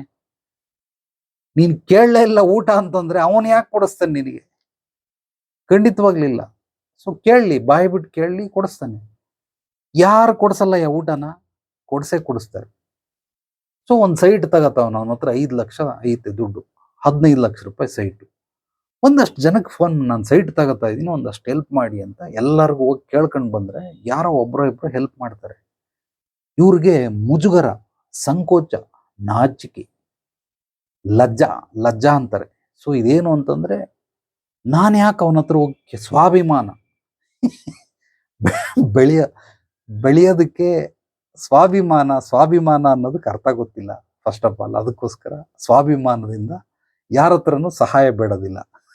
ಆಕ್ಸಿಡೆಂಟ್ ಆಗೋಯ್ತು ಮನೇಲಿ, ಯಾರಿಗೂ ಆಕ್ಸಿಡೆಂಟ್ ಆಗೋಯ್ತು, ದುಡ್ಡಿಲ್ಲ ಅವನ ಹತ್ರ, ಈಗ ಹೆಂಗ್ ಬಿಡ್ತೀಯಾ? ಈಗ ನಿನ್ನ ಸ್ವಾಭಿಮಾನ ಎಲ್ಲೋಯ್ತು? ಅಯ್ಯೋ ಆಕ್ಸಿಡೆಂಟ್ ಆಗ್ಬಿಟ್ಟೈತೆ ಹಂಗೆ ಅಂತ ಈಗಲೂ ಸ್ವಾಭಿಮಾನ ಇಟ್ಕ ಕೇಳ್ಬೇಡ ಅವನ. ಏನು ಹಾಸ್ಪಿಟ್ಲಿಗೆ ಹೋದ್ರೆ ಹೋಗ್ಲಿ, ಸತ್ರ ಸಾಯ್ಲಿ ಬಿಡು. ಸ್ವಾಭಿಮಾನ ಅಂದ್ರೆ ಈಗ ಆಕ್ಸಿಡೆಂಟ್ ಆದಾಗ ಯಾವುದು ಸ್ವಾಭಿಮಾನಗಳಿರಲ್ಲ. ಆಕ್ಸಿಡೆಂಟ್ ಆಗದೆ ಇದ್ದಾಗ ಸೈಟ್ ತಗೋಬೇಕು, ಮನೆ ತಗೊಬೇಕು, ಮನೆಯನ್ನ ಲೀಸ್ಗೆ ಹಾಕ್ಸ್ಕೊಬೇಕು, ಕೊಡ್ರಿ ಅಂತ ಕೇಳಕ್ ಸ್ವಾಭಿಮಾನ ಅಂತೆ. ಸೊ ಆಕ್ಸಿಡೆಂಟ್ ಆಗ್ಬಿಡ್ತು, ಈಗ ಆಸ್ಪತ್ರೆಯಲ್ಲಿ ದುಡ್ಡಿಲ್ಲ, ಒಡವೆನೂ ಇಲ್ಲ ಇಡಕ್ಕೆ. ಒಂದು 4-5 ಜನದ ಹತ್ರ ಕೇಳಿದ್ರೆ ಯಾರು ಕೊಡ್ಲಿಲ್ಲ. ನನ್ನ ಹತ್ರ 2,000 ಐತೆ 3,000 ಐತೆ ಅಂತ ಒಂದು 10-15 ಜನನ ಕೇಳ್ದ, ಯಾರೋ ಒಬ್ರು ಸಹಾಯ ಮಾಡಿದ್ರು. ಈಗ ನಿನಗೆ ಸ್ವಾಭಿಮಾನ ಇಲ್ವಾ? ಯಾಕೆ ಕೇಳಿದೆ? ಹೋಗ್ಲಿ ಬಿಡು, ಸಾಯ್ಲಿ. ಇದು ಸಾವಾಗ ಬಂದ್ಬಿಟ್ಟಿತ್ತಲ್ಲ ಗುರುಗಳೇ, ಅದಕ್ಕೆ ಕೇಳಲೇಬೇಕು ಅಂತ. ಇಲ್ಲಿ ಬೆಳೆಯೋನು ಕೂಡ ಕೇಳಬೇಕು, ಕೇಳೋದಿಲ್ಲ. ಇಲ್ಲಿ ಬರೋಂಥ ಮುಟ್ಟಾಳ್ರು ಅವ್ರವ್ರ ಮೈಂಡ್ ಸೆಟ್ಟು ಹೆಂಗ್ ಮಾಡ್ಕೊಂಬಿಟ್ಟಿರ್ತಾರೆ ಅಂದ್ರೆ, ಫಿಕ್ಸ್ಡ್ ಮಾಡ್ಕೊಂಬಿಟ್ಟಿರ್ತಾರೆ. ಅಂದ್ರೆ ನಾನು ಹಿಂಗೆ ಇರೋದು, ಹಿಂಗೆ ಬದುಕೋದು, ಹಿಂಗೆ ತಿನ್ನೋದು, ಹಿಂಗೆ ಹೇಳೋದು, ಸೊ ಹಿಂಗೆ ನಾನು ಮಲ್ಕೊಳ್ಳೋದು, ನಾನು ಜೀವನ ಪೂರ್ತಿ ಹಿಂಗೆ ಇರೋದು ಅಂತ ಫಿಕ್ಸ್ ಮಾಡ್ಕೊಂಬಿಟ್ಟಿರ್ತಾರೆ ಪಾಪ. ಇಲ್ಲಿ ಅದಕ್ಕೋಸ್ಕರ ಅವರು ಬೆಳೆಯೋಕ್ಕೆ ಸಾಧ್ಯವಿಲ್ಲ. ಸೊ ಹಂಗಾಗಿರೋದ್ರಿಂದ ಯಾರೋ ಬರ್ತಾರೆ, ಯಾರೋ ಬಂದು ಮಾರ್ಗದರ್ಶನ ಕೊಡ್ತಾರೆ, ಏನೋ ಪವಾಡ ನಡೆದೋಗ್ಬಿಡ್ತದೆ ನನ್ನ ಜೀವನದಲ್ಲಿ ಅಂತ ಅನ್ಕೊಂಡು ಕುಂತಿದ್ದ ಕಡೆನೇ ಕುಂತ್ಕೊಂಡಿರ್ತಾರೆ ಪಾಪ. ಯಾಕೆ ಇವ್ರು ಬೆಳೆಯಲ್ಲ ಅಂದ್ರೆ ಬಾಯಿ ಬಿಡ್ಲಿಲ್ಲ, ಅದಕ್ಕೋಸ್ಕರ ಬೆಳೆದಿಲ್ಲ. ಚೆನ್ನಾಗಿ ತಿಳ್ಕೊಂಬಿಡಿ, ಪಾಯಿಂಟ್ ವೆರಿ ಈ ನಾಡಿ ಹಿಡಿಯೋದು ಅಂತಾರೆ ನಮ್ಮ ಗುರುಗಳು ಹೇಳೋರು. ಒಂದು ನರ ಇದೆ, ಅದನ್ನ ಹಿಡಿದ್ಬಿಟ್ರೆ ಸತ್ತೋಗ್ಬಿಡ್ತಾನೆ ಅವನು ಅಂತ. ಅದು ಯಾವುದು ಅಂತ ಕಂಡಿಡ್ಕೋಬೇಕು. ಅದು ಅದನ್ನ ಹಿಡಿದ್ಬಿಟ್ರೆ ಸತ್ತೋಗ್ಬಿಡ್ತಾನೆ ಅಂತ ಒಂದು. ಇನ್ನೊಂದು, ಯಾವುದೋ ಒಂದು ನರ ಇದೆ, ಅದನ್ನ ಹಿಡ್ಕೊಂಬಿಡು, ಅವ್ನು ಹಿಡಿದ್ರೆ ಸಾಕು, ಅವನ ಕಾಯಿಲೆಗೆಲ್ಲ ವಾಸಿ ಆಗ್ಬಿಡ್ತದೆ. ಅದು ಯಾವ ನರ ಅಂತ ಕಂಡಿಡ್ಕ. ಎರಡೂ ಹೇಳ್ಕೊಟ್ಟವ್ರು, ಅದು ಹಿಡಿದ್ರೆ ಸತ್ತೋಗ್ತಾನೆ, ಇದು ಹಿಡಿದ್ರೆ ಆರೋಗ್ಯ ಅಭಿವೃದ್ಧಿ ಆಗ್ಬಿಡ್ತದೆ. ಅದೇ ಥರನೇ ಈಗ ನಾನು ನನ್ನ ಅಧ್ಯಯನದ ಪ್ರಕಾರ ಇವ್ರು ಯಾಕೆ ಬೆಳೆಯಲ್ಲ ಅಂತಂದ್ರೆ, ಇವ್ರು ಮೈಂಡ್ ಫಿಕ್ಸ್ ಮಾಡ್ಕೊಂಡ್ಬಿಟ್ಟಿರ್ತಾರೆ. ಇವರು ಬಾಯಿ ಬಿಟ್ಟು ಕೇಳಲ್ಲ, ಬಾಯಲ್ಲಿ ಏನೋ ತುರ್ಕೊಂಡಿರ್ತಾರೆ. ಅದಕ್ಕೆ ನಾಚಿಕೆ, ಸಂಕೋಚ, ಒಂಥರ ಮುಜುಗರ. ಅದಕ್ಕೆ ಅವ್ರು ಬಂದು ಬೇಕಾದ್ರೆ ಸಹಾಯ ಮಾಡಲಿ, ಅವ್ರು ಬಂದು ಬೇಕಾದ್ರೆ ಮಾರ್ಗದರ್ಶನ ಕೊಡಲಿ, ಅವ್ರು ಬಂದು ಬೇಕಾದ್ರೆ ನನಗೇನಾದರೂ ಹೇಳ್ಕೊಡ್ಲಿ ಅಥವಾ ಕಲಿಸ್ಕೊಡ್ಲಿ, ಆಗ್ಬೇಕಾದ್ರೆ ಕಲಿತೀನಿ. ನಾನು ಹೋಗಿ ಮಾತ್ರ ಅವ್ರ ಹತ್ರ ಕಲಿಯಲ್ಲಪ್ಪ. ಬಾಯಿ ಬಿಡದೇನೆ ಇವರು ಇದ್ದಲ್ಲೇ ಇರ್ತಾರೆ, ಕೊಳ್ತೋಗ್ಬಿಟ್ಟಿರ್ತಾರೆ, ಅಳಸೋಗ್ಬಿಟ್ಟಿರ್ತಾರೆ, ತುಕ್ಕಿಡ್ದೋಗ್ಬಿಟ್ಟಿರ್ತಾರೆ, ಗೆದ್ಲಿಡ್ದೋಗ್ಬಿಟ್ಟಿರ್ತಾರೆ. ಬಟ್ ಯಾವುದೇ ಕಾರಣಕ್ಕೂ ಬಾಯಿ ಬಿಡಲ್ಲ ಇವರು. ಬಾಯಿ ಬಿಡದೇನೆ ಹಂಗೆ ಇದ್ದು ಪಾಪ ಅಲ್ಲೇ ಹುಟ್ಟಿದ್ರು, ಅಲ್ಲೇ ಬೆಳೆದ್ರು, ಅಲ್ಲೇ ಸತ್ರು. ಹಂಗಾಗಿ ಬಾಯಿ ಬಿಟ್ಟರೆ ಪ್ರಪಂಚ, ಚೆನ್ನಾಗಿ ತಿಳ್ಕೊಂಬಿಡಿ. ಬಾಯಿ ಬಿಟ್ಟರೆ ಪ್ರಪಂಚ, ಬಾಯಿ ಬಿಡಲಿಲ್ಲ ಅಂದರೆ ಪ್ರಪಂಚ ಸಿಗೋದಿಲ್ಲ.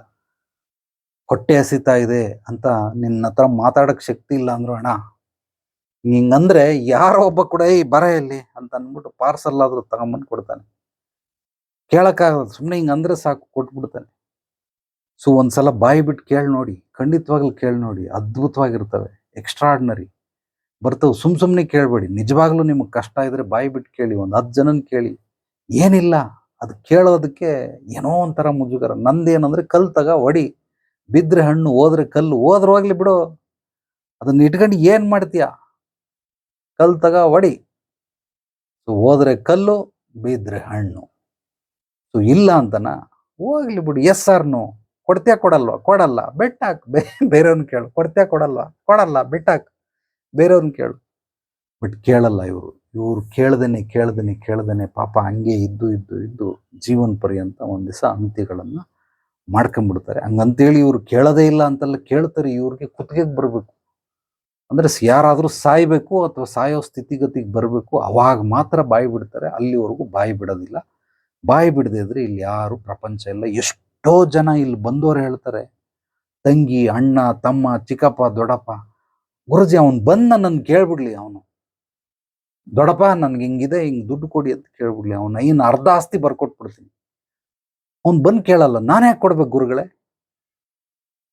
ಇದು ಒಬ್ಬರಿಬ್ರು ಹೇಳಿದ್ದಲ್ಲ, ಸಾವಿರಾರು ಜನದ ಮಾತು ಕೇಳು, ಸಾವಿರಾರು ಜನ ಹೇಳಿರೋದನ್ನ ಕೇಳ್ಬಿಟ್ಟು ಅವ್ನು ಬಂದು ನನ್ನನ್ನು ಕೇಳ್ಬಿಡ್ಲಿ, ಬಟ್ ನಾನು ಕೊಡೋದಿಲ್ಲ, ಅವ್ನು ಬಂದು ಕೇಳಲಿ ಅಂತ. ಆ ಒಂದು ಭರವಸೆ ಮೇಲೆ ನಿಮ್ಗೆ ಹೇಳ್ತಾ ಇದ್ದೀನಿ. ಬಾಯಿ ಬಿಟ್ಟು ಕೇಳಿ ನೋಡಿ, ಕೇಳಲ್ಲ, ಅವನೇ ತಿಳ್ಕೊತಾನೆ, ಅವನೇ ಬರಬೇಕು. ಈಗ ನೀವು ಯಾರ ಇಲ್ಲಿ ಬತ್ತವ್ರು, ಅವ್ರು ಯಾರು ಅಂತ ಗೊತ್ತಿಲ್ಲ, ನಾನು ಯಾರು ಅಂತ ಅವ್ರಿಗೆ ಚೆನ್ನಾಗಿ ಗೊತ್ತು, ಬಟ್ ಅವ್ರು ಯಾರು ನನಗೆ ಗೊತ್ತಿಲ್ಲ. ಸೊ ಅವ್ರು ಬಂದಿದ್ದಕ್ಕೆ ಅವ್ರ ಸಮಸ್ಯೆಗಳು ಹೇಳ್ಕೊಂಡ್ರು, ಪರಿಹಾರ ಕೊಟ್ಟೆ. ಅವ್ರು ಬಂದಿದ್ದಕ್ಕೆ ಅಭಿವೃದ್ಧಿ ಸಮೃದ್ಧಿ ಆಯಿತು. ಬರಲಿಲ್ಲ ಅಂತಂದು ನಾನು ಹುಡ್ಕೊಂಡು ಹೋಗಿ ಅವ್ರಿಗೆ ಹೇಳೋಕ್ಕಾಗುತ್ತಾ? ಮನೆಗೆ ಹೋಗ್ಬಿಟ್ಟು ಬಾಗಿಲು ತಟ್ಬಿಟ್ಟು ಬಾಯ ಮಾರ್ಗದರ್ಶನ ಕೊಡ್ತೀನಿ, ನಿಂಗೆ ಏನು ಬೇಕು ಹೇಳು, ವಿದ್ಯೆಗಳು ಕಲಿಸ್ಕೊಡ್ತೀನಿ, ನಿಂಗೆ ಯಾವ ಥರ ಬೇಕು ಹೇಳು, ಪರಿಹಾರ ಕೊಡ್ತೀನಿ ಅಂತ ಹೇಳೋಕ್ಕಾಗುತ್ತಾ? ಸೊ ಅದು ಖಂಡಿತವಾಗ್ಲೂ ಆಗೋದಿಲ್ಲ. ಅವನು ಬರಬೇಕು. ಸೊ ಬಂದಾಗ ಮಾತ್ರನೇ ಸಿಗೋದು. ಬರ್ದಿರ ಅವರೇ ತಿಳ್ಕೊಳ್ಳಿ ಅಂದರೆ ಎಲ್ಲಿಂದ ತಿಳ್ಕೊಳ್ತಾರೆ? ಯಾರು ತಿಳ್ಕೊಳ್ತಾರೆ? ಫಸ್ಟ್ ಆಫ್ ಆಲ್ ಯಾರು ತಿಳ್ಕೊಳ್ಳೋದಕ್ಕೆ ಸಾಧ್ಯವಿಲ್ಲ. ಇಲ್ಲೆಲ್ಲ ಭಗವಂತನಿಗೆ ದೂಷಣೆ ಮಾಡ್ತಾರೆ. ಯಾವುದು ಭಗವಂತನಿಗೆ ದೂಷಣೆ ಮಾಡುವಂಥ ಅವಶ್ಯಕತೆ ಇಲ್ಲ. 3 ಪ್ಲಾನ್ಗಳನ್ನು ಹೇಳ್ತೀನಿ ಈ ವಾರದ ಸತ್ಸಂಗ ಕಾರ್ಯಕ್ರಮದಲ್ಲಿ, ಅದ್ಭುತವಾಗಿ ಕೇಳಿಸ್ಕೊಂಬಿಡಿ. ನಿಮ್ಮ ಮನೆ ಕೀ ಕಳೆದೋಗ್ಬಿಟ್ಟೈತೆ, ಹುಡುಕಿ ಎಲ್ಲಾದರೂ ಕೀ ಸಿಕ್ಕಿದ್ರೆ ನಿಮ್ಮ ಅದೃಷ್ಟ. ಓಕೆ, ಡೋರ್ ಓಪನ್ ಮಾಡಿ. ಅಕಸ್ಮಾತ್ ಕೀ ಸಿಗಲಿಲ್ಲ, ಪ್ಲಾನ್ ಎ ಸತ್ತೋಯ್ತು, plan A B C. Plan A ಸತ್ತೋಯ್ತು, ಪ್ಲಾನ್ ಬಿ, ಯಾರಾದರೂ ಬೀಗ ರಿಪೇರಿ ಮಾಡೋರನ್ನ ಕರ್ಕೊಂಬಂದು ಮನೆಗೆ ಬೀಗ ತಗ್ಸಿ. ಇದು ಪ್ಲಾನ್ ಎ ಸತ್ತೋದ್ರೆ ಪ್ಲಾನ್ ಬಿನೂ ಸತ್ತೋಯ್ತು. ಹುಡುಕ್ದೆ ಯಾರು ಸಿಗ್ಲಿಲ್ಲ. ಮುಂದಿನ ವಾರ ಬರ್ತೀನಿ, ಆಚೆ ವಾರ ಬರ್ತೀನಿ, ಇಲ್ಲಿದ್ದೀನಿ. ಪ್ಲಾನ್ ಸಿ, ಲಾಸ್ಟ್ ಅಂತಿಮ ಘಟ್ಟ, ಕಲ್ ತಗ ಡೋರ್ ಹೊಡೆದಾಕು. ಅಷ್ಟೇ, 3 ಆಪ್ಷನ್ ಇರೋದು, ಬೇರೆ ಏನೂ ಇಲ್ಲ ಪ್ರಪಂಚದಲ್ಲಿ. ನಿಸರ್ಗ ಈ 3 ವ್ಯವಸ್ಥೆ ಇದೆ. 4ನೇದು ಏನಾದರೂ ಐಡಿಯಾಗಳಿದ್ರೆ ಹೇಳಿ, 4ನೇದಕ್ಕೆ ನಾನು ಬರ್ಕೊಳ್ತೀನಿ. ನನಗೆ ಗೊತ್ತಿರೋದು ಈ 3. ನಿಸರ್ಗದಲ್ಲೂ ಈ 3. ಒಂದು ಕೀ ಸಿಕ್ಕಿದ್ರೆ ಉಚಿತವಾಗಿ ನಿಮ್ಮ ಸಮಸ್ಯೆಗಳು ಬಗೆಹರಿತವೆ. ಮೆಕ್ಯಾನಿಕನ್ನು ಏನಾದರೂ ಕರ್ಕೊಂಬಂದ್ರೆ, ನೀವು ಮೆಕ್ಯಾನಿಕನ್ನು ಕರ್ಕೊಂಡು ಬಂದು ಏನಾದ್ರು ತೆಗ್ಸಿದ್ರೆ ಒಂದು 2-3 ಸಾವಿರ ಚಾರ್ಜ್ ಮಾಡ್ಬೋದು, ಅಥವಾ 4-5 ಸಾವಿರ ಮಾಡ್ಬೋದು. ಕಲ್ ತಗೊಂಡು ಡೋರ್ ಹೊಡೆದಾಕಿದ್ರೆ ಒಂದು 5-10 ಸಾವಿರ ಅಥವಾ 10-20 ಸಾವಿರ ಖರ್ಚಾಗ್ಬೋದು. ಮುಗ್ದಾಯ್ತು. ಒಂದು ಉಚಿತ, ಒಂದು ಕಡಿಮೆ ಬೆಲೆ, ಇನ್ನೊಂದು ಹೆಚ್ಚು ಬೆಲೆ, ದುಬಾರಿ ಬೆಲೆ. ಈ 3 ಆಪ್ಷನ್ ಬಿಟ್ಟು ಬೇರೆ ಏನೂ ಇಲ್ಲ. ಮಾರ್ಗ ಇನ್ಯಾವ ಮಾರ್ಗಗಳು ಇಲ್ಲ. ಇನ್ನು ಏನಾದರೂ ಇದ್ರೆ ನೀವು ದಯವಿಟ್ಟು ಕಾಮೆಂಟ್ ಮಾಡಿ, ಇಲ್ಲ ವಾಯ್ಸ್ ಮೆಸೇಜ್ ಕಳಿಸಿ. ನನ್ನ ಬತ್ತಳಿಕೆಯಲ್ಲಿ ಆ ಒಂದು ಬಾಣಗಳನ್ನು ಹಾಕೊಳ್ತೀನಿ. ನನಗೆ ತಿಳಿದಂಗೆ ಏನೂ ಇಲ್ಲ. ಒಂದು ಕೀ ಹುಡುಕ್ಬೇಕು, ಸಿಗಬೇಕು, ಇಲ್ಲಾಂದರೆ ಮೆಕ್ಯಾನಿಕ್ ಕರ್ಕೊಂಬರ್ಬೇಕು ರಿಪೇರಿ ಮಾಡೋನ್ನ, ಇಲ್ಲಾಂದರೆ ಡೋರ್ ಹೊಡೆದಾಕ್ಬೇಕು. ಇಷ್ಟೇ. ನಿಮ್ಮ ಸಮಸ್ಯೆಗಳು ಯಾವುದೇ ಬಂದ್ರೂ ಈ 3 ಹಂತಗಳಲ್ಲಿ ಇರ್ತದೆ. ಕಡಿಮೆ ಖರ್ಚೇ ಇಲ್ಲ, ಕಡಿಮೆ ಖರ್ಚು, ಹೆಚ್ಚು ಖರ್ಚು. ಈ 3ರಲ್ಲಿ ಯಾವ್ದು ಮಾಡ್ತೀರಾ? ಅದು ಪ್ಲಾನ್ ಎ ಇಲ್ಲ, ಸತ್ತೋದಾಗ ಬಿ ಮಾಡಬೇಕು, ಬಿ ಸತ್ತೋದಾಗ ಸಿ ಮಾಡಬೇಕು, ಬೇರೆ ದಾರಿ ಇಲ್ಲ. ಇದು ಬಿಟ್ಬಿಟ್ಟು ಯಾರೋ ಒಬ್ಬ ಸುಮ್ಮನೆ ಹಿಂಗೆ ನೀನೇನು ಮಾಡ್ತೀಯ ಅಂದರೆ ಹೊರಗಡೆ ಸಂಸಾರ ಮಾಡ್ತೀನಿ ಅಂತಾನೆ. ಸೂಪರ್ ಆನ್ಸರ್ ಕಣೆ, ವಂಡರ್ಫುಲ್. ಇದು ಒಂದು ಬತ್ತಳಿಕೆಯಲ್ಲಿ ಹಾಕೊಂಡಿರ್ತೀನಿ ಬಿಡು, ಕತೆ ಬರೆಯೋಕೆ ಚೆನ್ನಾಗೈತೆ ಅಂತ. ಅಂದರೆ ಡೋರಿಂದ ಹೊರಗಡೆನೆ ಮಲ್ಕತಾನಂತೆ. ಆಹಾ, ಸೂಪರ್ ಕಣೆ. ಹೊರಗಡೆ ಮಲ್ಕಂಡೆ. ಸ್ನಾನ ಹೆಂಗೆ ಮಾಡ್ತೀಯಾ? ಬೆಡ್ಶೀಟ್ ಒದ್ಕೊಳ್ಳೋಕ್ಕೆ ಎಲ್ಲ ಬೇರೆ ಅಕ್ಕಪಕ್ಕದ ಮನೆಯಿಂದ ತಗೊಂಬಂದು 1 ದಿವಸ ಮಲ್ಕತ್ತೀಯ. 2ನೇ ದಿವಸ, 3ನೇ ದಿವಸ ಒಳಗಡೆ ಏನೋ ಡಾಕ್ಯುಮೆಂಟ್ಸ್ ಇದೆ, ಅದನ್ನೆಲ್ಲ ಹೆಂಗೆ ಎತ್ಕೋತೀಯ? ಹೊರಗಡೆ ಮಲ್ಕತ್ತೀನಿ ಅಂತ. ಅಂದರೆ ಟೆಂಪ್ರವರಿ ಸೊಲ್ಯೂಷನ್ಗಳು ಮನುಷ್ಯನಿಗೆ ಹೆಂಗೆ ಉಳಿತವೆ ಅಂದರೆ, ಅಬ್ಬಾ, ಸೂಪರಾಗಿ ಉಳಿತವೆ. ಎನಿವೆ, ಈ 3 ಮಾರ್ಗಗಳನ್ನು ಚೆನ್ನಾಗಿ ತಿಳ್ಕೊಂಬಿಡಿ. So plan A, plan B, plan C. ಒಂದು ಉಚಿತ, ಒಂದು ಕಡಿಮೆ ಬೆಲೆ, ಇನ್ನೊಂದು ದುಬಾರಿ ಬೆಲೆ. ಆ ಬೆಲೆಗಳಲ್ಲೇ ನಿಸರ್ಗನೂ ಇದೇ ರೀತಿ ಕೆಲಸ ಮಾಡ್ತದೆ. ನಿಮ್ದೇನೋ ಒಂದು ಸಮಸ್ಯೆ, ಅದು ಹುಡ್ಕಾಡಿ ಯಾರನ್ನಾದ್ರೂ ಕೇಳಿ ಉಚಿತವಾಗಿ ಕೊಡ್ತದೆ. ಒಂದು ಉದಾಹರಣೆ, ಯಾರಿಗೋ ಬಡವರು ಕಿಡ್ನಿ ಫೇಲ್ಯೂರ್ ಆಗ್ಬಿಟ್ಟೈತೆ, ಎಲ್ಲ ಸೋಷಿಯಲ್ ಮೀಡಿಯಾದಲ್ಲಿ, ಅಣ್ಣ ನನ್ನ ಮಗಳ ಕಿಡ್ನಿ ಹೋಯ್ತು, ವಯಸ್ಸು ಚಿಕ್ಕದು, ಹಂಗೆ ಹಿಂಗೆ, ದಯವಿಟ್ಟು ಸಹಾಯ ಮಾಡಿ, ₹1, ₹2, ₹10. ಕೇಳಿದ್ರು ಸಹಾಯ ಬಂತು. ₹1 ಖರ್ಚಿಲ್ಲ. ಖರ್ಚಾಗಿದೆ ಅದಕ್ಕೆ. ಬಟ್ ಇವ್ರ ಹತ್ರ ₹1 ಇಲ್ಲ. ಎಲ್ಲ ಕಲೆಕ್ಷನ್ ಮಾಡಿ ತಗೊಂಬಂದು ಅಂದ್ರೆ ಉಚಿತವಾಗಿ ಕಿಡ್ನಿ ಟ್ರಾನ್ಸ್‌ಪ್ಲಾಂಟ್ ಆಗೋಯ್ತು. ಎರಡನೇದು ಮೆಕ್ಯಾನಿಕ್. ಯಾರನ್ನ ಹೋಗಿ ಡಾಕ್ಟರ್ ನೋಡ್ಕೊ. ಡಾಕ್ಟ್ರೇ ನಿಮ್ ಕಾಲು ಮುಗಿತೀನಿ, ಕೈ ಹಿಡ್ಕತೀನಿ, ಏನೋ ಮಾಡ್ಕೊಡಿ ನನ್ನ ಮಕ್ಳಿಗೆ ಇದು ಮಾಡಿ ಅಂತ. ಅವ್ರಾಗ್ಲಿಲ್ಲ ಅಂದ್ರೆ ಯಾರೋ ಸೆಲೆಬ್ರಿಟಿಗಳ ಹತ್ರ ಹೋಗಿ ಭಿಕ್ಷೆ ಬೇಡಿ. ಈ ₹1 ₹2 ತಗೊಳ್ಳೋಂಥ ಅವಶ್ಯಕತೆ ಇಲ್ಲ. ಬಿಟ್ಬಿಡು. ಯಾರೋ ಇರ್ತಾರೆ MLAನೋ ಕೌನ್ಸಿಲರೋ ಯಾರೋ ಒಬ್ರು ಇರ್ತಾರೆ. ಅಣ್ಣ ಹಿಂಗ್ ಕಿಡ್ನಿ ಟ್ರಾನ್ಸ್‌ಪ್ಲಾಂಟ್ ದಯವಿಟ್ಟು ಮಾಡೋಣ ಅಂತ. ಅವನೇ ಬೇಕಾದ್ರೆ ಬಂದ್ಬಿಟ್ಟು ಮಾಡಿಸ್ಬಿಡ್ಬೋದು. ಒಬ್ಬ ಇಲ್ಲ ಅನ್ಬೋದು, ಇಬ್ಬ ಇಲ್ಲ ಅನ್ಬೋದು, 3 ಜನ ಇಲ್ಲ ಅನ್ಬೋದು, 4ನೇವನು 5ನೇವನು ಯಾರೋ ಸಿಗ್ತಾನೆ. ಹೋಗಿ ಮಾಡಿಸ್ಕ. ಸೊ ಇನ್ನ ಡೋರ್ ಹೊಡೆದಾಕೋದು ಅಂತಂದ್ರೆ ಯಾರು ಅದಾಗ್ಲೇ ಹೇಳೋದು ಬಾಯಿ ಬಿಡ್ದೇನೆ, ಅಯ್ಯೋ ನನ್ನ ಮಗುಗೆ ಯಾರೂ ಬಂದು ಹೆಲ್ಪ್ ಮಾಡ್ಲಿಲ್ಲ, ಯಾರೂ ಕಾಪಾಡ್ಲಿಲ್ಲ ನನ್ನ ಮಕ್ಕಳನ್ನ. ಸೊ ಮಗು ಸತ್ತೋಯ್ತು. ಡೋರ್ ಹೊಡೆದಾಕ್ ಒಳಗಡೆ ಹೋಗ ಅಷ್ಟೇ. ಮಗು ಸತ್ತೋಯ್ತು. ಅಥವಾ ಗಂಡ ಸತ್ತ, ಇಲ್ಲ ಹೆಂಡತಿ ಸತ್ತ. ಯಾಕೆ ಅಂದ್ರೆ ಬಾಯಿ ಬಿಡ್ಲಿಲ್ಲ, ಹುಡ್ಕಕ್ಕೂ ಹೋಗ್ಲಿಲ್ಲ. ಸೊ ಮೆಕ್ಯಾನಿಕ್ನು ಕರ್ಕೊಂಬರ್ಲಿಲ್ಲ ರಿಪೇರಿ ಮಾಡೋನ್ನ. ಸೊ ಡೋರ್ ಹೊಡೆದಾಕು. ಹಂಗಾಗಿ ಆಮೇಲೆ ಬಾಯಿ ಬಡ್ಕೋ ಲಬಲಬೋ ಅಂತ ಯಾರೂ ನನಗೆ ಹೆಲ್ಪ್ ಮಾಡಲಿಲ್ಲ, ಯಾರೂ ಸಹಾಯ ಮಾಡಲಿಲ್ಲ. ಸಮಾಜದಲ್ಲಿ ಎಷ್ಟೊಂದು ಜನ ಇದ್ದಾರೆ, ನಾಡಲ್ಲಿ ಎಷ್ಟೊಂದು ಜನ ಇದ್ದಾರೆ, ಎಷ್ಟೊಂದು ಶ್ರೀಮಂತರಿದ್ದಾರೆ, ಎಷ್ಟೊಂದು ಸೆಲೆಬ್ರಿಟಿಗಳಿದ್ದಾರೆ. ಯಾರೂ ನನ್ನ ಮಗಳನ್ನ ಉಳಿಸ್ಲಿಲ್ಲ ಅಂತ ಬಾಯಿ ಬಡ್ಕತ್ತಾರೆ. ಯಾರೂ ಉಳಿಸ್ಲಿಲ್ಲ ಅಂತ ಇದೆಯಲ್ಲಮ್ಮ. ಯಾರನ್ನಾದ್ರೂ ಕೇಳ್ದ? ನಾನು ಯಾರನ್ನೂ ಕೇಳಿಲ್ಲ. ಯಾರನ್ನೂ ಕೇಳ್ದೇನೆ ಅವ್ರು ಯಾಕೆ ಬಂದು ಏನ್ ತೇವಲ್ಲ ಅವ್ರಿಗೆ ಬಂದು ನಿನ್ನ ಮಗಳನ್ನ ಉಳ್ಸಕ್ಕೆ? ಏನ್ ತೇವಲು? ನೀನ್ ಕೇಳಲಿಲ್ಲ ಅಂತಂದ್ಮೇಲೆ 3ನೇದು ಆಪ್ಷನ್ ಸತ್ತ. ನೀವು ಇಡೀ ಪ್ರಪಂಚದಲ್ಲಿ ನೀವು ಎಲ್ಲಾದ್ರೂ ನೋಡಿ, ಇದು 3 ಆಪ್ಷನ್: ಉಚಿತ, ಕಡಿಮೆ ಬೆಲೆ, ದುಬಾರಿ ಬೆಲೆ. ಈ 3ರಲ್ಲಿ ನಿಮ್ಮ ಸಮಸ್ಯೆಗಳು ಪರಿಹಾರ ಆಗ್ತವೆ. ಬಾಯಿ ಬಿಡಿ. ಉಚಿತವಾಗಿ ಆಗ್ಬೇಕಂದ್ರೆ ಬಾಯಿ ಬಿಡಿ. ಬಾಯಿ ಬಿಟ್ಟು ನೋಡಿ, ಖಂಡಿತವಾಗ್ಲೂ ಆಗ್ತವೆ. ಸೊ ಲಾಸ್ಟ್ ಒಂದು ಕ್ಲಾಸ್ ಮಾಡಿದೆ. ಯಾರ್ಯಾರು ಬಂದಿದ್ರಿ, ಹಳಬರು ಹೊಸಬರು ಬರ್ತಾನೆ ಇರ್ತೀರ. 5. ಒಂದು, ಇಡೀ ಪ್ರಪಂಚದಲ್ಲಿ ನಿಮಗೆ ಏನು ಬೇಕಾದ್ರೂ ಊಟ, ಬಟ್ಟೆ, ಸೂರು, ಇದೊಂದೇ ಅಲ್ಲ, ವಜ್ರ, ಚಿನ್ನ, ಬೆಳ್ಳಿ, ಮುತ್ತು, ವೈಡೂರ್ಯಗಳು ಏನಾದ್ರೂ ಕೇಳಿ, ಏನೇ ಬೇಕಾದ್ರೂ ಮನುಷ್ಯನಿಗೆ ಉಚಿತವಾಗಿ ಸಿಗ್ತದೆ. ಬಟ್ ಸಿಗೋವರೆಗೂ ಬಿಡಬೇಡಿ, ಹುಡುಕ್ತಾ ಹೋಗಿ. ಖಂಡಿತವಾಗ್ಲೂ ಸಿಗ್ತದೆ ಉಚಿತವಾಗಿ. ನಿಮಗೆ ಏನು ಬೇಕು ಅದು ಕಡಿಮೆ ಬೆಲೆಗೂ ಸಿಗ್ತದೆ, ಹುಡುಕಿ.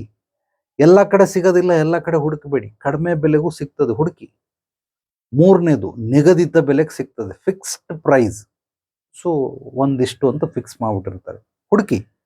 ಫಿಕ್ಸ್ ಪ್ರೈಸ್ಗೆ ಹೋಗಿ. ಕೆಲವರು ನಮ್ಮ ಸ್ನೇಹಿತರಿದ್ದಾರೆ, ಅವ್ರಿಗೆ ಬಾರ್ಗೇನ್ ಮಾಡಕ್ ಬರಲ್ಲ, ಸೀದಾ ಹೋಗ್ತಾನೆ.